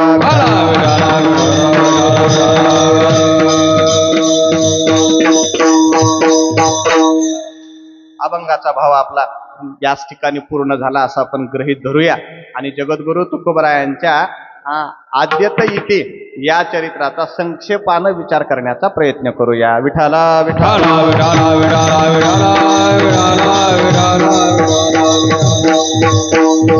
कारण तुकोबरायांची बीज आहे म्हणल्यानंतर तुकोबरायांच्या चरित्राचाही आढावा आपण घेतला पाहिजे. अर्थात अभंगाच्या दृष्टिकोनातूनही आपण तुकोबरायांचं चरित्रच पाहतोय, परंतु क्रमवार चरित्र पाहणं महाराज आजच्या कीर्तनाची या ठिकाणी गरज आहे. का? कारण समयोजाना वेळ कळली पाहिजे. बरं त्या वेळेनुसार स्वर लागत आहे मग. त्या वेळेनुसार माणसाला महाराज ते काम या ठिकाणी होत असतं. म्हणून तुकोबरायांचं चरित्र पाहणं आपलं गरजेचं आहे. तुकोबरायांचं घराणं हे मूळ घराणं महाराज चंद्रगुप्त मौर्य महाराज, जो की या भारत देशाचा खूप मोठा सम्राट होऊन गेला, खूप मोठा सम्राट होऊन गेला. त्या चंद्रगुप्त मौर्याच्या कुल परंपरेमध्ये तुकोबरायांचं घराणं आहे. आणि तेच मौर्य महाराज पुढे मोरे झाले. मौर्य कोण झाले? मोरे झाले. कारण आपल्याकडे परंपरा आहे महाराज, काय? चांगल्या शब्दाचं वाटोळ करून टाकायचं. आपल्याकडे परंपरा काय? चांगल्या शब्दाचं वाटोळ करून टाकायचं. जुन्या काळामध्ये स्नान करण्याकरता तांब्याचं गोल भांडा असायचं आणि त्याला 2 कड्या असायच्या. त्याचं नाव काय? गंगाळ. हो, त्याचं मूळ नाव आहे गंगालय. हो महाराज, त्याचं नाव काय? मूळ गंगालय. म्हणजे त्याच्यामध्ये पाणी घेतल्यानंतर गंगा स्नानाचं पुण्य मिळतं, म्हणून त्याला काय बोललं जात होतं? गंगालय महाराज. परंतु आपण हुशार असल्या कारणानं महाराज तो गंगालय शब्द आपण बाजूला केला आणि गंगाळ सुरू झालं महाराज. गंगाळ सुरू झालं. तसं मौर्यच होते मौर्यच, परंतु महाराज आपली हुशारी कामाला आली आणि मौर्याचं महाराज मोरे असं झालं. हो, पुढच्या काळामध्ये महाराज असं म्हणतात, गोपाळ महाराजांनी वर्णन केलंय की त्यांच्या पूर्वजांनी आंबील भरपूर वाटली. आंबील हा पदार्थ कळतो का तुम्हाला? हा, आंबील. हो, म्हणजे कडी सारखीच असते पण जरा वेगळी असते. हो, वेगळी असते महाराज. हो, हुरड्यामध्ये आलेली ज्वारी महाराज ती भिजवायची आणि ती भिजवून ताकामध्ये तिची फोडणी द्यायची. हिला काय बोललं जातं? आंबील असं बोललं जातं. आणि भजनाला कीर्तनाला आलेल्या लोकांना महाराज तुकोबरायांच्या पूर्वजांनी अशी आंबील वाटली, म्हणून महाराज त्यांना दुसरं आडनाव प्राप्त झालं आंबिले. विठाला विठाला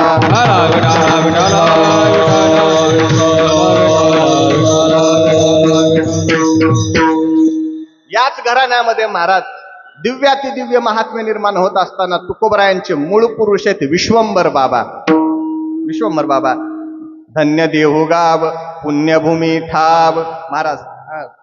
त्या देवकराच्या बाडामध्ये हा अभंग म्हणला जातो. बरं, धन्य देहुगाव पुण्यभूमी ठाव, तेथे नांदे देव पांडुरंग. त्या ठिकाणी देव पांडुरंग नांदतो. हो महाराज, जसं आळंदी धन्य गाव आहे तसंच देहू सुद्धा काय आहे? म्हणे धन्य गाव आहे. हो धन्य गाव आहे. म्हणे धन्य गाव का आहे त्याचं कारण आहे अतिशय दिव्य दिव्य साधू महात्मे त्या भूमीमध्ये जन्माला आले. हो त्या भूमीमध्ये जन्माला आले. याच मोरे कुळामध्ये याच आंबिले कुळामध्ये महाराज तुकोबरायांचे मूळ पूर्वज विश्वंभर बाबा हो त्या विश्वंभर बाबाचं अवतरण झालं. आणि विश्वंभर बाबाने महाराज कार्तिक महिन्यापासून ज्येष्ठ महिन्यापर्यंत प्रति महिन्याला 2 वाऱ्या केल्या. प्रति महिन्याला 2 वाऱ्या आणि कार्तिक ते ज्येष्ठ अशा 8 महिन्यामध्ये 16 वाऱ्या त्यांनी केल्या महाराज. आणि 16 वाऱ्या करून पंढरीचं निधान त्यांनी प्राप्त करून घेतलं. स्वतः साक्षात पंढरीनाथ पांडुरंग परमात्मा विश्वंभर बाबाच्या स्वप्नामध्ये आले आणि सांगितलं की बाबा तुम्ही आता पंढरपूरला येऊ नका, मग मीच आता देहूगावामध्ये येईल आणि मीच देहूगावामध्ये येईल. महाराज आंब्याच्या वनामध्ये विश्वंभर बाबा आपली दिंडी घेऊन गेले. तुळशी बुक्क्याचा सुंदर असा सुवास निर्माण झाला आणि तुळशी बुक्क्याच्या सुवासातनं महाराज विश्वंभर बाबाने जमिनीतनं पांडुरंगाची मूर्ती बाहेर काढली. पंढरपुरानंतर स्वयंभू रूपानं प्रगट झालेली पांडुरंगाची पहिली मूर्ती देहू गावाला आहे बघा. पहिली मूर्ती देहू गावाला आहे. म्हणून देहूची वारी वद्य वारी नाही, देहूची वारी ही शुद्ध वारी आहे. विठाला विठाला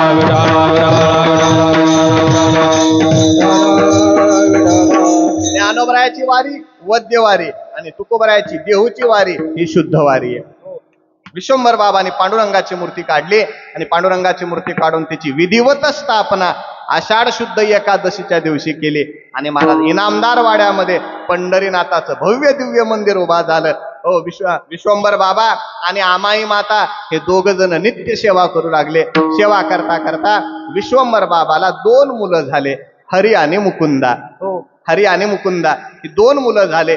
विश्वंभर बाबाचा निर्याण काळ जवळ आला. महिपती बाबाने वर्णन असं केलंय की म्हणे विश्वंभर बाबाला नेण्याकरता देवाने पुष्पक विमान पाठवलं आणि त्या पुष्पक विमानामध्ये बसून विश्वंभर बाबा वैकुंठाला निघून गेले.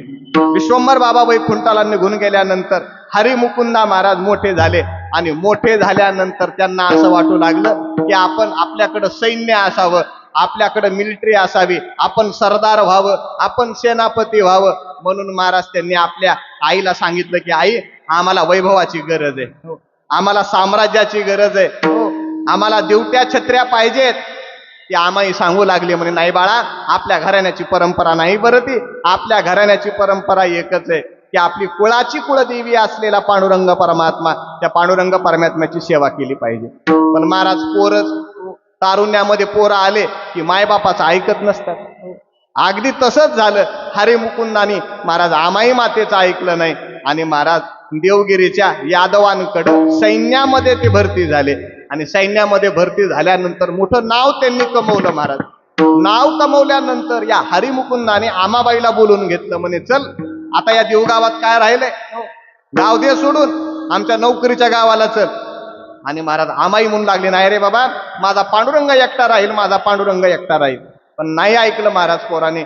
आमाई मातेला घेऊन आले आणि आमाई मातेला घेऊन आल्यानंतर पांडुरंग परमात्मा आमाई मातेच्या स्वप्नामध्ये येऊन म्हणू लागले की आमाई तू वापस देऊ गावाला ये, तुझ्या पोरांना देऊ गावाला घेऊन ये. नाही घेऊन आलीस तर घात होईल बरं. तुझ्या नवऱ्यानं मला देऊ गावात आणलंय, माझी सेवा कोण करणार आहे? तुझ्याशिवाय मला कोणी नाही आणि माझ्याशिवाय तुला कोणी नाही. भगवान स्वप्नामध्ये येऊन सांगू लागले. परंतु महाराज आमाईचं ते म्हणणं पोरं काही ऐकायला तयारच नाही. शेवटी 3ऱ्या दिवशी भगवान राग आले आणि म्हणू लागले माते तू जर माझं ऐकलं नाहीस तर तुझे पोरं उद्या मरतील बरं. आमाई उठले, आपलं स्वप्न पोरांना सांगितलं. म्हणे पोरांनो ऐका रे, देवानं मला सांगितलंय आपला घात होईल, नका असं करू, असं माजल्यासारखं वागू नका, चला वापस. आणि वापस चला म्हणल्यानंतर पोरं काय ऐकायला तयार नाहीत. शेवटी महाराज झाला असं अचानक परचक्र आलं आणि त्या परचक्रामध्ये हरी मुकुंदा महाराज लढाई करण्याकरता गेले आणि लढाई करण्याकरता गेल्यानंतर तिथंच मरण पावले महाराज, तिथंच शहीद झाले. ही वार्ता जेव्हा आमाई मातेला कळाली, महाराज आमाई मातेनं आपल्या 2 लेकराची अंत्यविधी केली. त्यातली मुकुंदाची पत्नी महाराज सती गेली. हरीची पत्नी गरोदर होती म्हणून गरोदर असलेल्या त्या आपल्या सुनेला घेऊन आमाई माता देहू गावामध्ये परत आल्या आणि देहू गावामध्ये परत येऊन पांडुरंगाची सेवा करू लागल्या. सेवा करत असताना आमाई माता पांडुरंगाला महाराज शिव्या देऊ लागल्या, म्हणू लागल्या की हरी तू कोणाचे बरे केले. अरे तू कोणाचं बरं केलंस? हो, सगळ्यांना भिकला लावण्याचं काम तू केलंस, सगळ्याचं वाटोळ करण्याचं काम तू केलंस, आणि आज माझ्या परिवाराची दुर्दशा तू लावलीस. महाराज योगा असा झाला की त्या सुनेची डिलेव्हरी होती म्हणून ती सून आपल्या माहेरी निघून गेली, आणि आमाई मातेचे दोन्ही डोळे आंधळे झाले, आणि आमाई माता महाराज म्हातारी झाली. आता हालचाल होईना, तेव्हा हालचाल होत नसताना पंढरपूरच्या मालकानं महाराज आपल्या बायकोला सोबत घेतलं. हो, आणि महाराज मुलगा आणि सून होऊन आमाई मातेची महाराज साक्षात पांडुरंग परमात्मा देहू गावामध्ये आले, आणि आंधळ्या असलेल्या आमाई मातेची सेवा स्वतः देव करू लागला. जगाची मालकीण असलेली रुक्मिणी तिनं महाराज आमाई मातेला उठवावं, नाव घालावं, हो, साडी नेसवावी, लुगडं नेसवावं, महाराज बुक्का लावावा, पंढरीनाथाच्या मंदिरामध्ये न्यावं आणि सांगावं की आजी हे बघा देवासमोर आणलंय, हात जोडा. त्या आमाई मातेनं महाराज हात जोडायचे.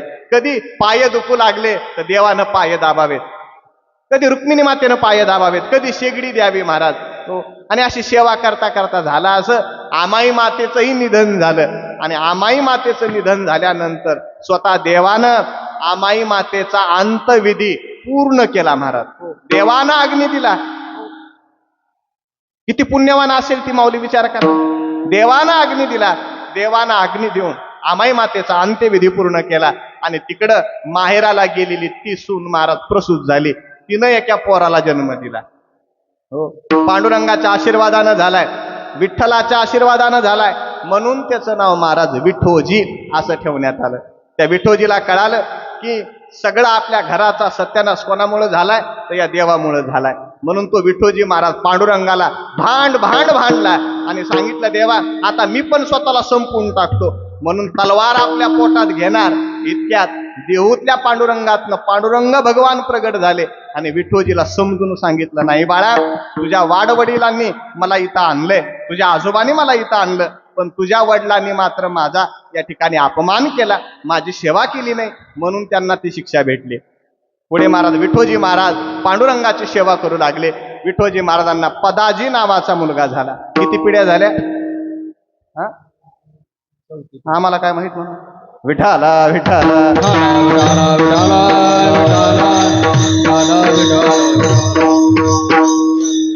विश्वंभर बाबा 1, हरिमुकुंदा 2, विठोजी 3, पदाजी 4. पदाजी महाराजांना पुढे महाराज कान्होजी नावाचा मुलगा झाला. महाराज कान्होजी. हो महाराज कान्होजी झाल्यानंतर 5 कान्होबारायांना पुढे मुलगा झाला, त्याचं नाव आहे बोलोबा. हो, किती झाल्या महाराज?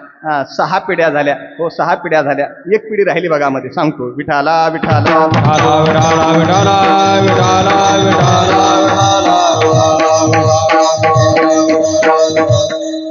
विश्वंभर बाबा 1, हरिमुकुंदा 2, विठोजी 3, पदाजी 4. पदाजी झाल्यानंतर कान्होजी 5. कान्होजी झाल्यानंतर महाराज बोलोबाराय. हो बरोबर, बोलोबाराय 6.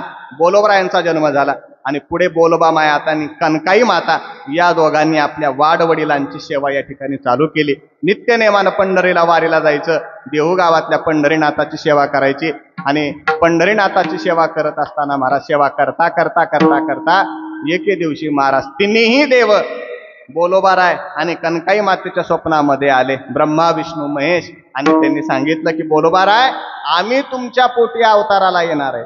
भगवान शंकर बोलोबा महाराजांच्या पोटी जन्माला आले. महाराज हो, बोलोबा महाराजांच्या पोटी, ब्रह्मदेव बोलोबा महाराजांच्या पोटी जन्माला आले, आणि साक्षात विष्णू सुद्धा बोलोबा महाराजांच्या पोटी जन्माला आले. विठाला विठाला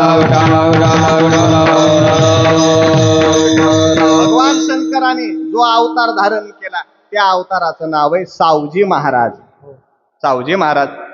ब्रह्मदेवाने जो अवतार धारण केला त्या अवताराचं नाव आहे कान्होबा बंधू, तुकया बंधू कान्होबाराय. आणि भगवान विष्णू साक्षात महाराज बोलोबा महाराजांच्या पोटी आले, आणि जे भगवान विष्णू होते तेच जगद्गुरु तुकाराम महाराज. त्यांचा जन्म इसवी सन 1930 माघ शुद्ध पंचमी, तिलाच वसंत पंचमी म्हणतात. या वसंत पंचमीच्या दिवशी जगद्गुरु तुकोबाराय या भूतलावरती महाराज प्रगट झाले. प्रगट झाले महाराज.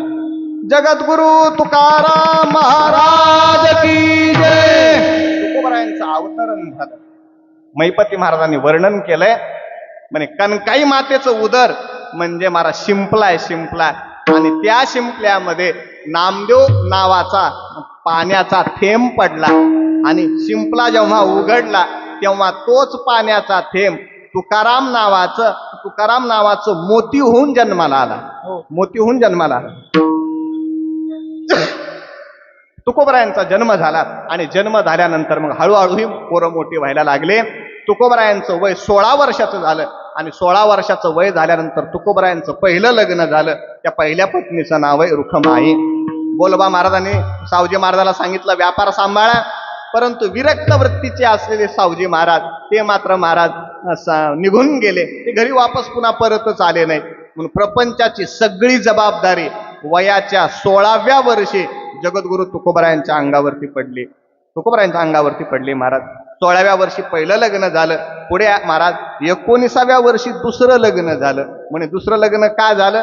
कारण पहिल्या पत्नीला दम्याचा आजार होता. तो दम्याचा आजार होता, आणि दम्याचा आजार असल्या कारणानं दुसरं लग्न. पुण्याचे सावकार आप्पाजी गुळवे यांची कन्या, तिचं नाव आहे जिजामाता. तुकोबराय तिला आवली असं म्हणायचे. विठाला विठाला विठाला विठाला विठाला विठाला विठाला विठाला. आणि महाराज 18व्या वर्षी झाला असं बोलोबा महाराजांचंही निधन झालं, आणि कणकाई मातेचंही निधन झालं. मायबाप गेले महाराज, आणि मायबाप गेल्यानंतर सगळी जबाबदारी तुकोबरायांच्या अंगावरती पडली. एकीकडं प्रपंच सांभाळायचा, दुसरीकडं महाराज महाजनकी सांभाळायची, व्यापार सांभाळायचा, आणि महाराज ह्या जबाबदाऱ्या अंगावरती आल्या. आणि जबाबदाऱ्या अंगावरती आल्यानंतर तुकोबराय मोठ्या नेटानं एका जबाबदारीचं कर्तव्य पार पाडू लागले. बघा, जबाबदारी पार पाडत असताना पाठीमागं जर महाराज आधार देणारे हात असतील तर त्या कर्तव्याचं ओझ महाराज जबाबदारी वाहणाऱ्या व्यक्तीला पडत नसतं. जोपर्यंत मायबाप पाठीशी आहेत ना महाराज, कर्तव्य कितीही मोठा असू द्या त्याचं ओझ होत नाही.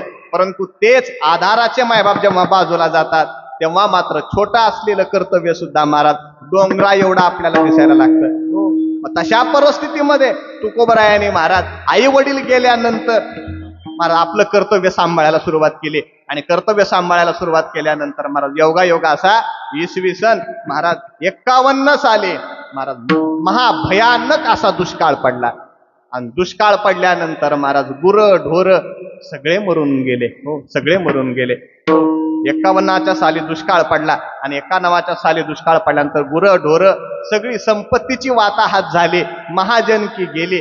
खायला अन्न भेटना महाराज. हो, अन्न भेटना. आणि त्याच्यात सगळ्यात मोठा आघात तुकोबरायांच्या जीवनावरती झाला महाराज. कोणता आघात झाला? म्हणे त्यांची पत्नी मरण पावली महाराज. हो, त्यांचा मुलगा मरण पावला. कशामुळे मरण पावला माहितीये? म्हणे औषधं मिळाले नाहीत म्हणून मरण नाही पावला, प्यायला पाणी मिळालं नाही म्हणून नाही मरण पावला महाराज. फक्त मरण पावले कशामुळे माहितीये? अन्न मिळालं नाही म्हणून. स्त्री एक अन्न करिता मेली, स्त्री एक अन्न करिता मेली स्त्री एक अन्न करिता मेली स्त्री एक अन्न. दुष्काळी आटीला द्रव्य नेला मान, स्त्री एक अन्न करिता मेली स्त्री एक अन्न.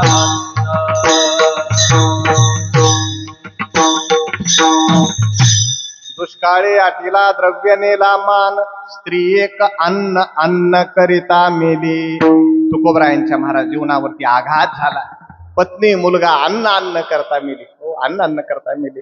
काय वाटलं असेल महाराज त्या महात्म्याच्या अंतःकरणाला? ज्यांच्या नावावरती हजारो लोकांनी महाराज पोट भरावं, ज्यांच्या एका अभंगावरती करोडो रुपयाचा व्यापार व्हावा, त्या तुकोबरायाची पत्नी अन्न अन्न करता मरते महाराज. किती दुर्दैवाचा प्रसंग असेल कल्पना करा. किती अंतःकरणाला व्यथा झाली असेल विचार करा महाराज. पत्नीही मेली, मुलगाही मेला. संतपूजी नावाचा मुलगा गेल्यानंतर वाताहत झाली, आणि वाताहत झाल्यानंतर महाराज तुकोबरायाचं अंतःकरण विरक्तीला स्वीकारू लागलं, वैराग्याला स्वीकारू लागलं. जिजाबाईंनी तुकोबरायांना प्रपंचात आणण्याकरता भरपूर प्रयत्न केला. बापाकडनं पैसे आणले व्यापारा करता महाराज पैसे दिले आणि सांगितलं तुम्ही व्यापार करा. एका बैलावरती तुकोबरायाने महाराज मिरच्याचा व्यापार केला. देहू गावातून बैलावर मिरच्या टाकून तुकोबाराय महाराज इकडं पनवेल प्रांतामध्ये आले. याच मुंबई प्रांतामध्ये पनवेल प्रांतामध्ये मिरच्या घेऊन आले. छंद लागला होता पण पंढरीनाथाचा, स्मरण होत होतं पांडुरंगाचं. मिरच्या घेऊन आले, दुकान मांडलं आणि दुकान मांडल्यानंतर महाराज मग मिरच्या विकायला सुरुवात केल्या. बाई आली एक मिरच्या घेण्याकरता. म्हणे दुकानदार मिरच्या कशा दिल्या? म्हणे तुम्हाला कशा पाहिजेत, तुम्हाला किती पाहिजेत, तुम्हाला जेवढ्या पाहिजेत तेवढ्या घेऊन जा. म्हणे पैसे पुन्हा देते. बरं पुन्हा द्या. महाराज असं करता करता गावातल्या अनेक लोकांना त्या मिरच्या नेल्या महाराज. पण त्या गावामध्ये एक अतिशय महाखळ होता. तो महाखळ आला आणि महाखळ येऊन म्हणू लागला की माझ्या पोरीचं लग्न आहे आणि मला पोरीच्या लग्नाकरता मिरच्या पाहिजेत. तुम्ही एक काम करा, हे पोत मिरच्याचं मला द्या. तुकोबाराय म्हणले जा घेऊन. महाराज मिरच्याचं पोतं घेऊन गेला आणि मिरच्याचं पोतं घेऊन गेल्यानंतर तुकोबाराय महाराज विठ्ठल विठ्ठल विठ्ठल विठ्ठल भजन करत बसले. आता देवाला काळजी पडली, लोकांना मिरच्या तर नेल्यात, पैसे तर दिले नाहीत. तुकोबाराय घरी गेलं तर मग जिजाबाई मात्र तुकोबरायांना बोलल्याशिवाय राहणार नाही. आणि तुकोबरायाला बोलता बोलता जिजाबाईच्या 2-4 शिव्या मला सुद्धा खाव्या लागतील. म्हणून महाराज देवाने तुकोबरायाच्या सेवकाचं रूप धारण केलं आणि सेवकाचं रूप धारण करून ज्यांनी ज्यांनी मिरच्या नेल्या होत्या त्यांच्या त्यांच्या घरामध्ये देव गेला. आणि देव गेल्यानंतर आवाज द्यायचा, कोणी आहे का घरात? बाई यायची, कोण तुम्ही? म्हणे मी तुकोबरायाचा नौकर आहे, तुकोबरायाचा चाकर आहे. तुकावाणी आहेत ना त्यांचा मी चाकर आहे. मिरच्याचे पैसे द्या. बाई म्हणजे मिरच्याचे पैसे? मी मिरच्या किती नेल्यात? आता महाराज जगाचा मालक आहे, त्याला माहित नाही वय मिरच्या किती नेल्यात. भगवंतानं सांगायचं तुम्ही 2 किलो 2 छटाक मिरच्या नेल्यात, चला द्या पैसे. ती बाई म्हणायची माप लावलं नव्हतं, काही लावलं नव्हतं, तरी कसं काय माहिती? नाही म्हणे माहिती आम्हाला, मिरच्या बघितल्या की कळतं मिरच्या किती नेल्यात. प्रत्येक घरातून महाराज तो भगवंतानं पैशाची वसुली केली. आणि पैशाची वसुली केल्यानंतर महाराज ज्या खळानं मिरच्याचं पोतं नेलं होतं का त्याच्या दारामध्ये देव गेला. ओ मामा पैसे द्या, ते तुम्ही 1 पोतं मिरची आणली. तो खळ म्हणला तुकाराम महाराज माझे मित्र आहेत आणि त्यांनी मला ते पोतं तसंच दिलंय. तसंच दिलंय म्हणल्यानंतर देव पण मोठा नाटकी महाराज. देवाने आपला हातातला दंड्या तसा जमिनीवर दंदिशा आदळला आणि सांगितलं मित्र मित्र तो तुमचा वैयक्तिक भाग असेल, माझं काम आहे वसुली करणं. जोपर्यंत वसुली होत नाही तोपर्यंत मी तुमच्या दारातून उठणार नाही. तो खळ म्हणला उठायचं नाही तर नको उठू, मी पण तुला काय रुपया देणार नाही. महाराज देव म्हणलं कसे देत नाही तेच बघतो, कोणापासून कसे पैसे काढायचे मला चांगलं माहितीये. मग महाराज देवाने एक युक्ती केली, आपल्या हातामध्ये दावं घेतलं आणि त्या खळाला सांगितलं हे बघ मला जर पैसे नाही दिलेस तर तुझ्या दारालाच फाशी घेतो. देवानं दावं टाकलं, ते दोर टाकला, गळ्याला फास मारला आणि महाराज देव आता फाशी घेणार. देव महाराज डोळे पांढरे करू लागले, जीभ बाहेर काढू लागले. त्याला वाटलं नक्की हे जर इथं मेलं तर आपल्याच घरात भूत होऊन राहील आणि आपल्या घराचा सत्यानाश होईल. थांब रे बाबा. म्हणून तो महाखळ घरामध्ये गेला. महाराज पैसे आणले, देवाकडे दिले. देवानं आता नौकराचा वेश टाकून दिला आणि गावाच्या चौधऱ्याचा रूप धारण केलं. गावातला जो प्रमुख चौधरी असतो त्याचं रूप धारण केलं. ते सगळे पैसे गोळा केले आणि तुकोबरायाकडे गेले आणि सांगितलं म्हणे तुकाशेठ आमच्या गावातल्या लोकांना तुमच्या मिरच्या नेल्या होत्या त्याचे हे पैसे. महाराज तुकोबरायाने ते पैसे घेतले. त्या पैशातनं तुकोबरायाने पावशेर तांदूळ आणि महाराज 1/4 किलो तूप आणलं. त्या तांदळाचा भात तयार केला आणि भात तयार केल्यानंतर त्या भातावरती तूप टाकलं. तेव्हा महाराज हे सगळा कार्यक्रम तुकोबराय एका शिवालयात करत होते महादेवाच्या मंदिरामध्ये.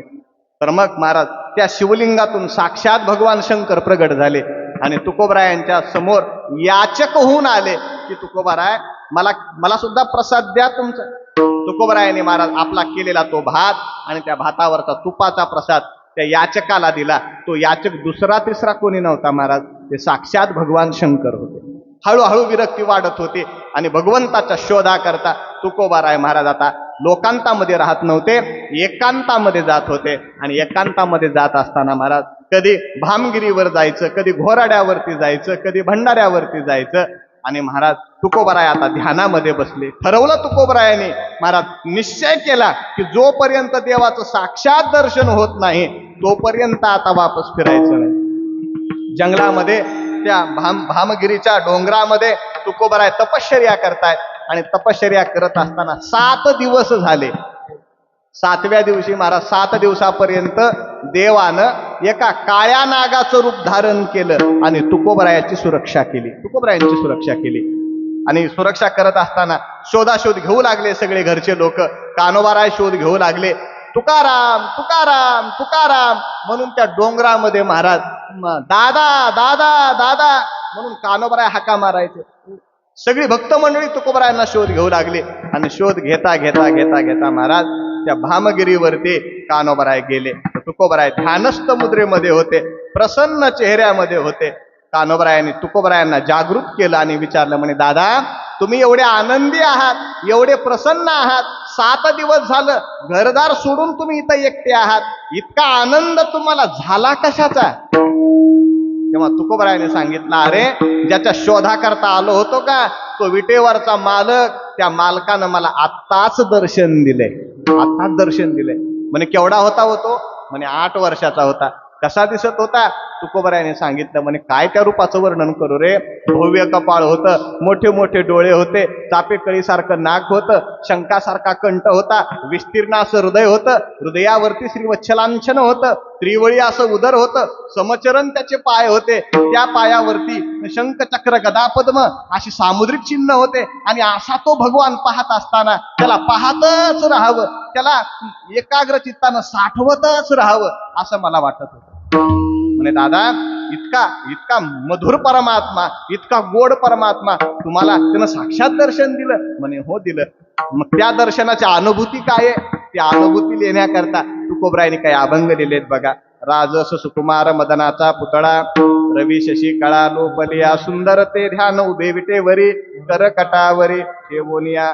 भगवंताचा सगुण साक्षात्कार झाल्यानंतर महाराज पुढे तुकोबारायांच्या कालक्रमणा होत होते. आणि कालक्रमणा होत असताना एके दिवशी पांडुरंग परमात्मा आणि श्री संत नामदेवराय तुकोबारायांच्या स्वप्नामध्ये आले. स्वप्नामध्ये आले त्याच्या अगोदर माघ शुद्ध दशमीच्या दिवशी बाबाजी चैतन्याने येऊन तुकोबारायांना महाराज रामकृष्ण हरी या मंत्राचा उपदेश करून दिला. महाराज माघ शुद्ध दशमी पाहुणे गुरुवार केला अंगीकार तुका म्हणे. आणि महाराज तो श्री गुरुप्रसाद प्राप्त झाल्यानंतर पुढे तुकोबारायांच्या स्वप्नामध्ये पांडुरंग परमात्मा आणि नामदेवराय आले. आणि नामदेवरायांनी तुकोबारायांना आठवण करून दिली की तुकोबाराय तुम्ही या मृत्यूलोकामध्ये माझं उरलेलं काम करण्याकरता आलेले आहात. म्हणजे काय केलं पाहिजे? मी नामदेवरायांनी सांगितलं की मी संकल्प केला होता अभंग करण्याचा. वाल्मिकाने जसं 1 महाराज कोटी श्लोकाचं रामायण लिहिलं ना, तसं मला 1 कोटी अभंग पांडुरंग भगवंताचे लिहायचे होते, देवाचे लिहायचे होते. पण अभंग लिहिता लिहिता आता माझं आयुष्य सरलं आणि आता उरलेले अभंग तुम्हाला लिहायचे, उरलेले अभंग तुम्हाला लिहायचे महाराज. आणि म्हणून ते अभंग तुम्ही लिहा. आणि नामदेवरायांनी असा आदेश दिल्यानंतर तुकोबारायांना काव्यस्फूर्ती झाली आणि तुकोबाराय अभंग लिहू लागले.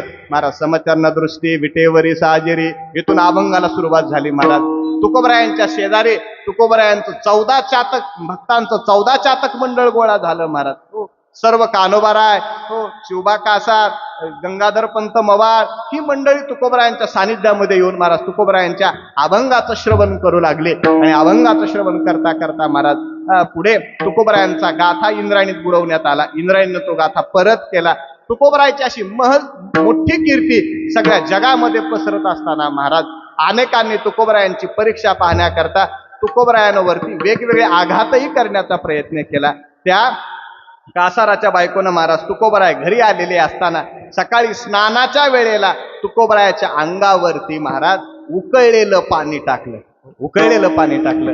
मला सांगा अंगावर उकळलेलं पाणी टाकल्यानंतर त्या देहाची कशी अवस्था झाली असेल? तुकोबारायाने आपल्या अभंगामध्ये सांगितलंय की देवा जळो माझी काया लागला वनवा.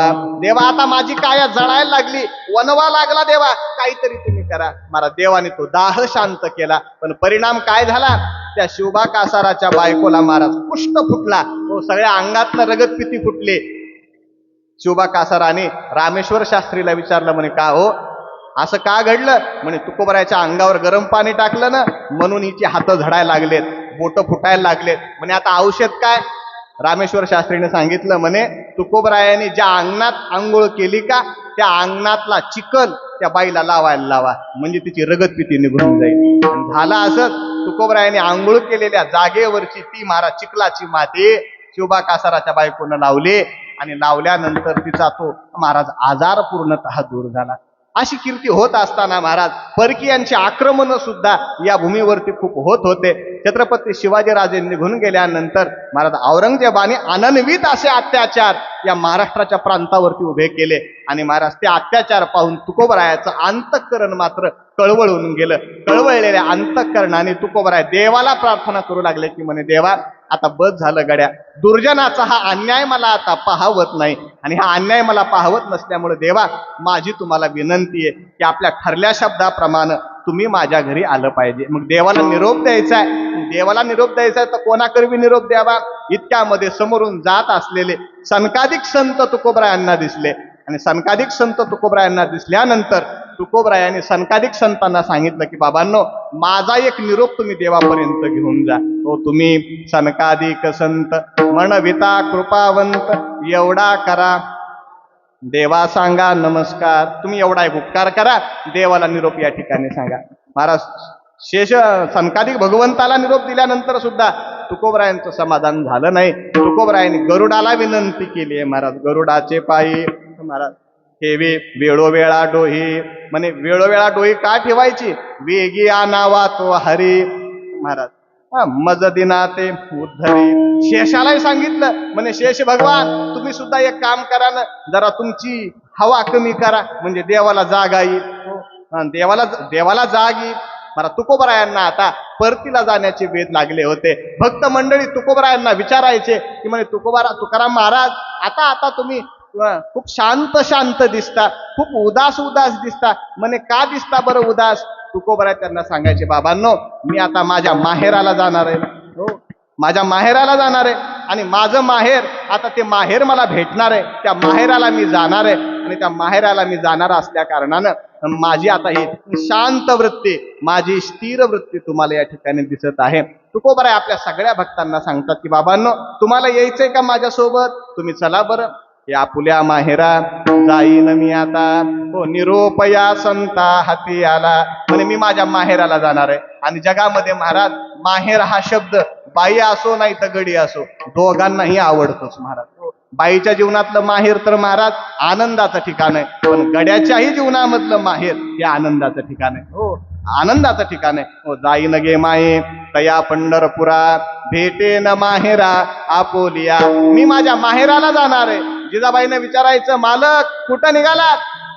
तुकोबरायाने सांगायचं मी माझ्या माहेराला म्हणजे वैकुंठाला निघालोय. हो वैकुंठाला निघालोय महाराज. पाहता पाहता सनकाधिकाने दिलेल्या निरोपानुसार भगवान हो दशमीच्या दिवशी देहू गावामध्ये आले. हो देहू गावामध्ये आले, आणि दशमीच्या दिवशी देहू गावामध्ये आल्यानंतर तुकोबरायांनी देवाचं महाराज जंगी स्वागत केले. म्हणे या देवा या तुमचं स्वागत आहे. आणि महाराज स्वागताकरता तुकोबरायाने देवाला बसण्याकरता महाराज काय टाकलंय? सोफा सेट नाही, गालीच्या नाही महाराज. तुकोबरायांची मोडकी बाज होती, आणि त्या मोडक्या बाजेवरती शिवलेल्या वाकळीवरती जगाचा मालक परब्रह्म परमात्मा येऊन बसला महाराज. येऊन बसला, आणि येऊन बसल्यानंतर मग तुकोबरायाला विनंती देवानं केली. म्हणे तुकोबराय आज दशमी आहे, लांबचा प्रवास करून आलोय, मला भूक लागली आहे, खाण्याकरता काय आहे? तेव्हा खाण्याकरता काय म्हणल्यानंतर तुकोबरायाने जिजाबाईंना सांगितलं. म्हणे जिजाबाई देव आलाय आपल्या घरामध्ये, खायला काहीतरी करा. आणि खायला काहीतरी करा म्हणल्यानंतर महाराज जिजाबाईंनी दरदरीत पाण्यामध्ये रांधलेल्या कन्या महाराज कन्या रांधल्या, आणि देवाने महाराज मिटक्या मारीत त्या कन्या खाल्ल्या. हो दशमीचा दिवस गेला. एकादशीच्या दिवशी देवाने विश्वकर्म्याला आज्ञा दिली, आणि महाराज जगातले सर्व साधू संत सर्व महाराज जपीतपी जगातल्या साऱ्या देवता महाराज देहूगावामध्ये येऊन उपस्थित झाल्या. भगवान तुकोबरायांचा उत्सव या ठिकाणी मोठ्या आनंदानं मोठ्या उत्साहानं या ठिकाणी करतो आहे. देवाने स्वतः आपल्या हातामध्ये तुकोबरायांच्या उत्सवाची जबाबदारी स्वीकारली. राई रुक्माबाई महाराज स्वयंपाकाच्या तयारीला लागल्या. एकादशी सारखा पवित्र सुदिन देवाने तुकोबरायांना विनंती केली, म्हणे तुकाराम महाराज आज तुमचं कीर्तन मला ऐकायचंय. हो, तुम्ही कीर्तन करा. जगाचा मालक समोर बसलेला आहे महाराज. शुकसनकाधिक सर्व संत महात्मे अवतीभोवती आहेत. स्वर्गातल्या साऱ्या देवता हातामध्ये फुलं घेऊन तुकोबरायांच्या कीर्तनामध्ये उभ्या आहेत. अशा वेळेला तुकोबरायाने महाराज कीर्तन केलंय. घोटवीन लाळ ब्रह्मज्ञान्या हाती महाराज मुक्त आत्मस्थिती सांडवे महाराज. या अभंगावरती तुकोबरायांनी एकादशीच्या दिवशी कीर्तन केलं. हो, द्वादशी गेली महाराज, त्रयोदशी आणि एक त्रयोदशीच्या दिवशी भगवान म्हणतात की तुकोबराय आता चला व वैकुंठाला. भगवान असं म्हणल्यानंतर तुकोबराय म्हणतात नाही देवा, आता सण आहे पुढे होळीचा, तेवढा होळीचा सण होऊ द्या. आणि होळीचा सण होऊ द्या म्हणल्यानंतर होळीचा सण झाला महाराज. प्रतिपदा गेली, हो बीज आली आणि बीजच्या दिवशी तुकोबरायांनी महाराज हो प्रयाण केलं. आपल्या सगळ्यांना माहिती आहे तुकोबरायांनी प्रयाण केलं. परंतु तुकोबराय धन्य कसे आहेत, समर्थ कसे आहेत ऐका. तुकोबराय बीजेच्या दिवशी वैकुंठाला गेले खरं, परंतु तुकोबराय बीजेच्या दिवशी वैकुंठाला गेल्यानंतर पुन्हा महाराज 4 भक्तांकरता पुन्हा वैकुंठातून वापस आले. विठाला विठाला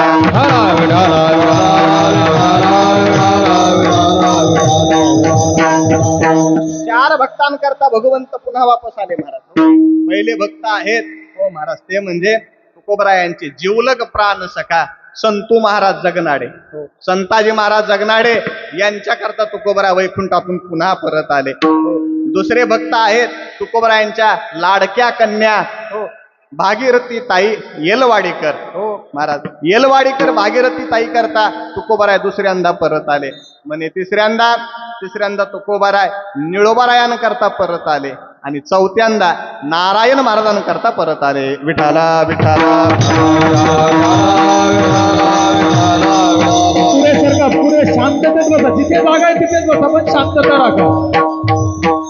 महाराज संताजी महाराज जगनाडे आणि तुकोबराय या दोघांचं गायी चारताना असं ठरलं होतं, मी गेलो तर तुम्ही माती करायची आणि तुम्ही गेलात तर मी तुमच्या मातीला येईल. दोघा मित्रांचं हे वाक्य ठरलं होतं. आणि झालं असं, तुकोबराय तर वैकुंठाला निघून गेले होते.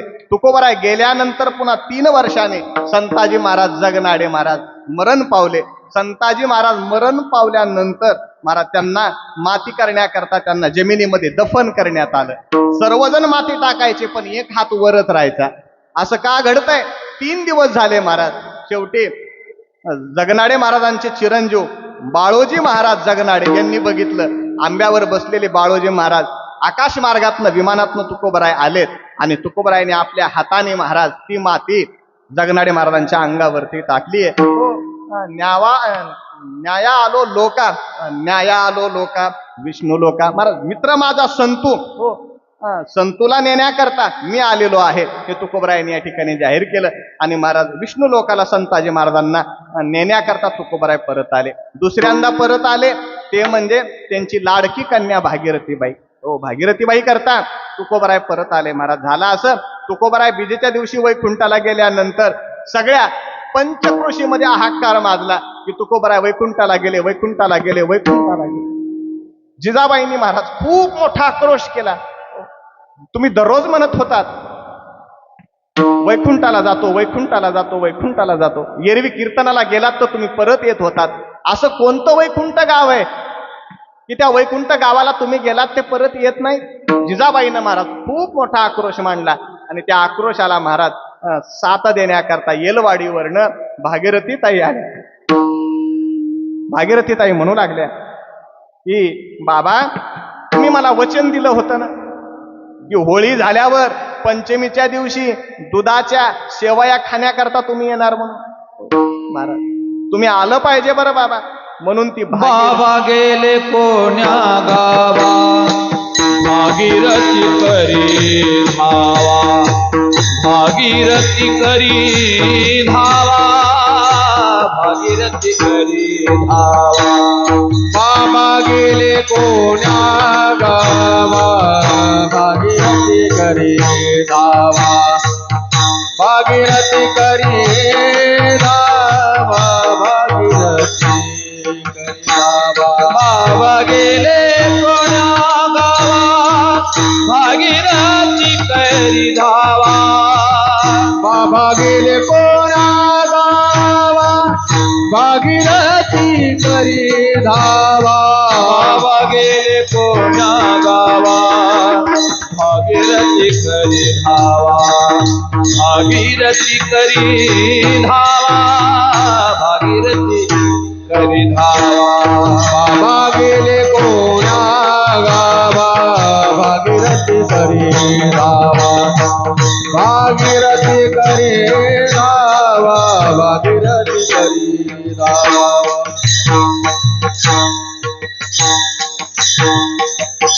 भागीरथी बाबा बाबा बाबा धावा करायची तुकोबराय.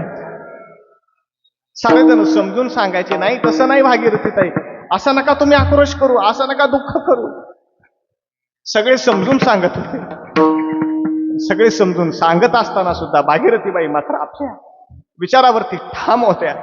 भागीरथीताई म्हणायच्या नाही, बाबांनी मला वचन दिलंय, बाबा माझ्या घरी शेवयाची खीर खाण्याकरता येणार आहेत. माझे बाबा कुठं गेले सांग?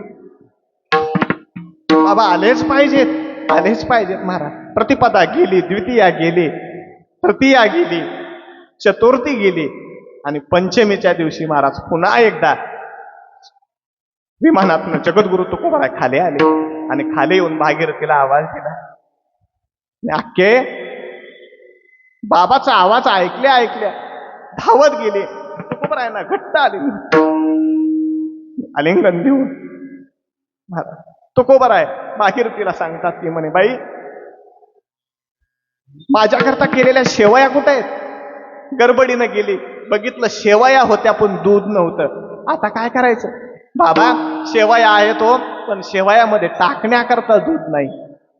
तुकोबाराय म्हणतात काळजी करू नकोस, दूध मी आणि हो. आणि तुकोबाराय महाराज त्याच येलवाडीमध्ये येलेश्वराचं मंदिर आहे, तिथं नंदी आहे दगडाचा. येलेश्वरा ते पूजिले दूध नंदीचे काढिले. त्या नंदीचं दूध काढलं आणि भागीरथीच्या दुधाच्या शेवया तुकोबारायांनी महाराज स्वीकारल्या. हो स्वीकारल्या.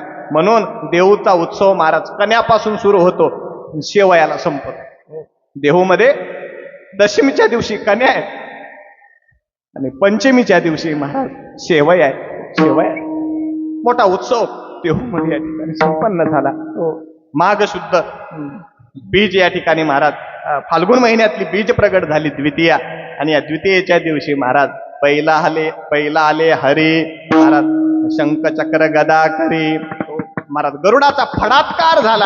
आणि फडात्कार झाल्यानंतर महाराज त्या ठिकाणी भगवंताचं साक्षात विमान प्रगट झालं. त्या विमानामध्ये जगद्गुरु तुकोबारायांची पूजा स्वतः देवानं केली आहे महाराज. जया पूजिले आदरे पांडुरंगे विमानस्थ केले प्रयाण प्रसंगे तनोमानवी नत्या. दिव्य लोकासी स्वतः देवानं पूजा केली आणि देवानं पूजा करून महाराज स्वतःच्या हाताने तुकोबारायांना विमानामध्ये बसवलं. तुकोबाराय सगळ्यांना आशीर्वाद देत आहेत म्हणे, कर्म धर्म तुम्हा असावे कल्याण. हो तुमचं कल्याण होणार आहे. आणि सगळ्यांना आशीर्वाद देऊन तुकोबाराय सगळ्यांची विनवणी करतायत. सगळ्यांना महाराज सगळ्यांचा निरोप घेतायत. स्वतः तुकोबारायांनीच ती विनवणी सगळ्यांचा तो निरोप या ठिकाणी व्यक्त केलाय. फक्त एकच विनंती आहे, आवाज न करता सगळ्यांनी आपले तोंड जगद्गुरु तुकोबारायांकडे करायची आहेत, जगद्गुरु तुकोबारायांकडे. आणि अभंग झाल्यानंतर महाराज जयघोष होईल. जयघोष झाल्यानंतर स्वर्गातल्या देवांनी जशी पुष्पवर्षाव तुकोबारायांच्या विमानावरती केला, हो अभंग होईपर्यंत तुकोबारायांच्या महाराज विमानावरती केला, अगदी तसाच पुष्पवर्षाव आपल्याला या ठिकाणी करायचा आहे. कारण बीजेच्या दिवशी स्वर्गातले सारे देवलोक महाराज, सारे सिद्ध महात्मे, सर्व सिद्ध मुनी आपल्या हातामध्ये फुलांचे महाराज गुच्छ घेऊन, पुष्प घेऊन तुकोबारायांच्या त्या विमानावरती पुष्पवर्षाव त्या ठिकाणी करत होते. तुकोबाराय आता वैकुंठाला जाण्याकरता सज्ज आहेत. 14 टाळकरी तुकोबारायांच्या अवतीभोवती उभा आहेत. तुकोबारायांनी आपल्या गळ्यामध्ये विना, हातामध्ये चिपळ्या, डोक्यावरती पगडे, अंगामध्ये 12 मंडे, घातलेलं पांढरं शुभ्र धोतर आणि महाराज पंढरीनाथाचं स्मरण करत पंढरीनाथाला सोबत घेत जगद्गुरु तुकोबाराय महाराज विमानामध्ये आरूढ झाले आणि विमानामध्ये आरूढ झाल्यानंतर महाराज तुकोबाराय सगळ्यांना सांगतायत की आम्ही जातो आमुच्या गावा आमुचा राम राम घ्यावा. आता आम्ही आमच्या गावाला जातोय, बरं आमचा राम राम घ्या. आता तुकोबारायांचं गाव कोणतं? म्हणे वैकुंठ. त्या वैकुंठाला जाण्याकरता तुकोबाराय तयार आहेत. तुकोबाराय महाराज विनवणी सगळ्यांना करून या संपूर्ण मृत्यूलोकाचा निरोप या ठिकाणी घेतायत. स्वतः तुकोबारायांनीच या ठिकाणी वर्णन केलं. आम्ही जातो मंदिराचा प्रवेशद्वार मोकळा करायचं. मंदिराचं प्रवेशद्वार आपण थांबू. तुकोबारायांच्या मंदिराचा प्रवेशद्वार दरवाजा थांबू नका. तुम्ही कृपा असू द्यावे. सकाळा सांगावी विनंती माझी, सकाळा सांगावी विनंती माझी, सकाळा सांगावी विनंती माझी. आम्ही जातो तुम्ही कृपा करू द्यावी. आम्ही जातो तुम्ही कृपा असू द्यावे. आम्ही जातो तुम्ही कृपा करू द्यावी. आम्ही जातो तुम्ही कृपा असू द्यावे. सकाळा सांगावी विनंती माझी, सकाळा सांगावी विनंती माझी, सकाळा सांगावी विनंती माझी. वाढवेल झाला उभा पांडुरंग, वाढवेळ झाला उभा पांडुरंग. वैकुंठाशी रंग बोलावे. वैकुंठा श्रीरंग बोलावे. वैकुंठा श्रीरंग बोलावे. अंतकाळी विठो आमाची पावला, काळी विठू आम्हासी भावला. पुढी सहित झाला गुप्त तुका. पुढे सहित झाला गुप्त सोपा. पुढे सहित झाला गुप्त सोपा. वाढवेळ झाला उभा पांडुरंग. वाढवेळ झाला उभा पांडुरंग. वैकुंठाशी रंग बोलावे. वैकुंठा श्रीरंग बोलावे तो. वैकुंठा श्रीरंग बोलावे तो. कुंडली हरी विठ्ठल श्री ज्ञानदेव जगद्गुरु तुकाराम महाराज की जय. विठोबार भूमाई जय विठोबा. आपली तोंड इकडे फिरवा. व्यासपीठाकडे, व्यासपीठाकडे. आणि अगदी शांतता राखायची. ज्ञानदेव तुकाराम भजन होईपर्यंत कुणी जागा सोडायची नाही. ज्ञानराज सभारुमाई. विठोबार भूमाई. विठोबार भूमाई. विठोबार भूमाई. विठोबार भूमाई. कुणी आपली जागा सोडू नका. अगदी शांततेत खाली बसायचंय. ज्ञानदेव तुकाराम भजन झाल्याशिवाय उठायचं नाही कुणी. विठोबार भूमाई.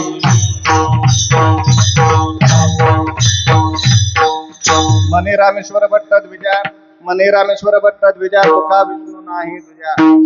धन्य तुकोबा समर्थ जेने केला हा पुरुषार्थ. यथामती यथा अवकाश अभंगावरती बोलण्याचा प्रयत्न केला. पुन्हा एकदा संत शिरोमणी तुकाराम महाराज मंडळ यांना मनस्वी धन्यवाद देतो आणि याच ठिकाणी थांबतो. ज्ञानेश्वर मावली ज्ञानराज मावली. ज्ञानेश्वर मावली. ज्ञानेश्वर मावली. ज्ञानराज मावली. ज्ञानेश्वर मावली. तुकाराम तुकाराम तुकाराम सर्वांनी हात हात वर घ्या. हात तुकाराम तुकाराम तुकाराम तुकाराम. एक साथ तुकाराम तुकाराम तुकाराम तुकाराम तुकाराम तुकाराम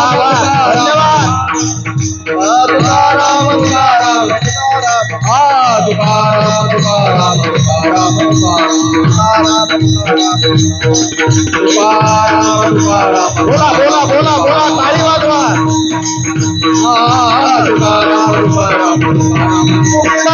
वरदा हरी विठ्ठल ज्ञानदेव जगद्गुरु तुकाराम महाराज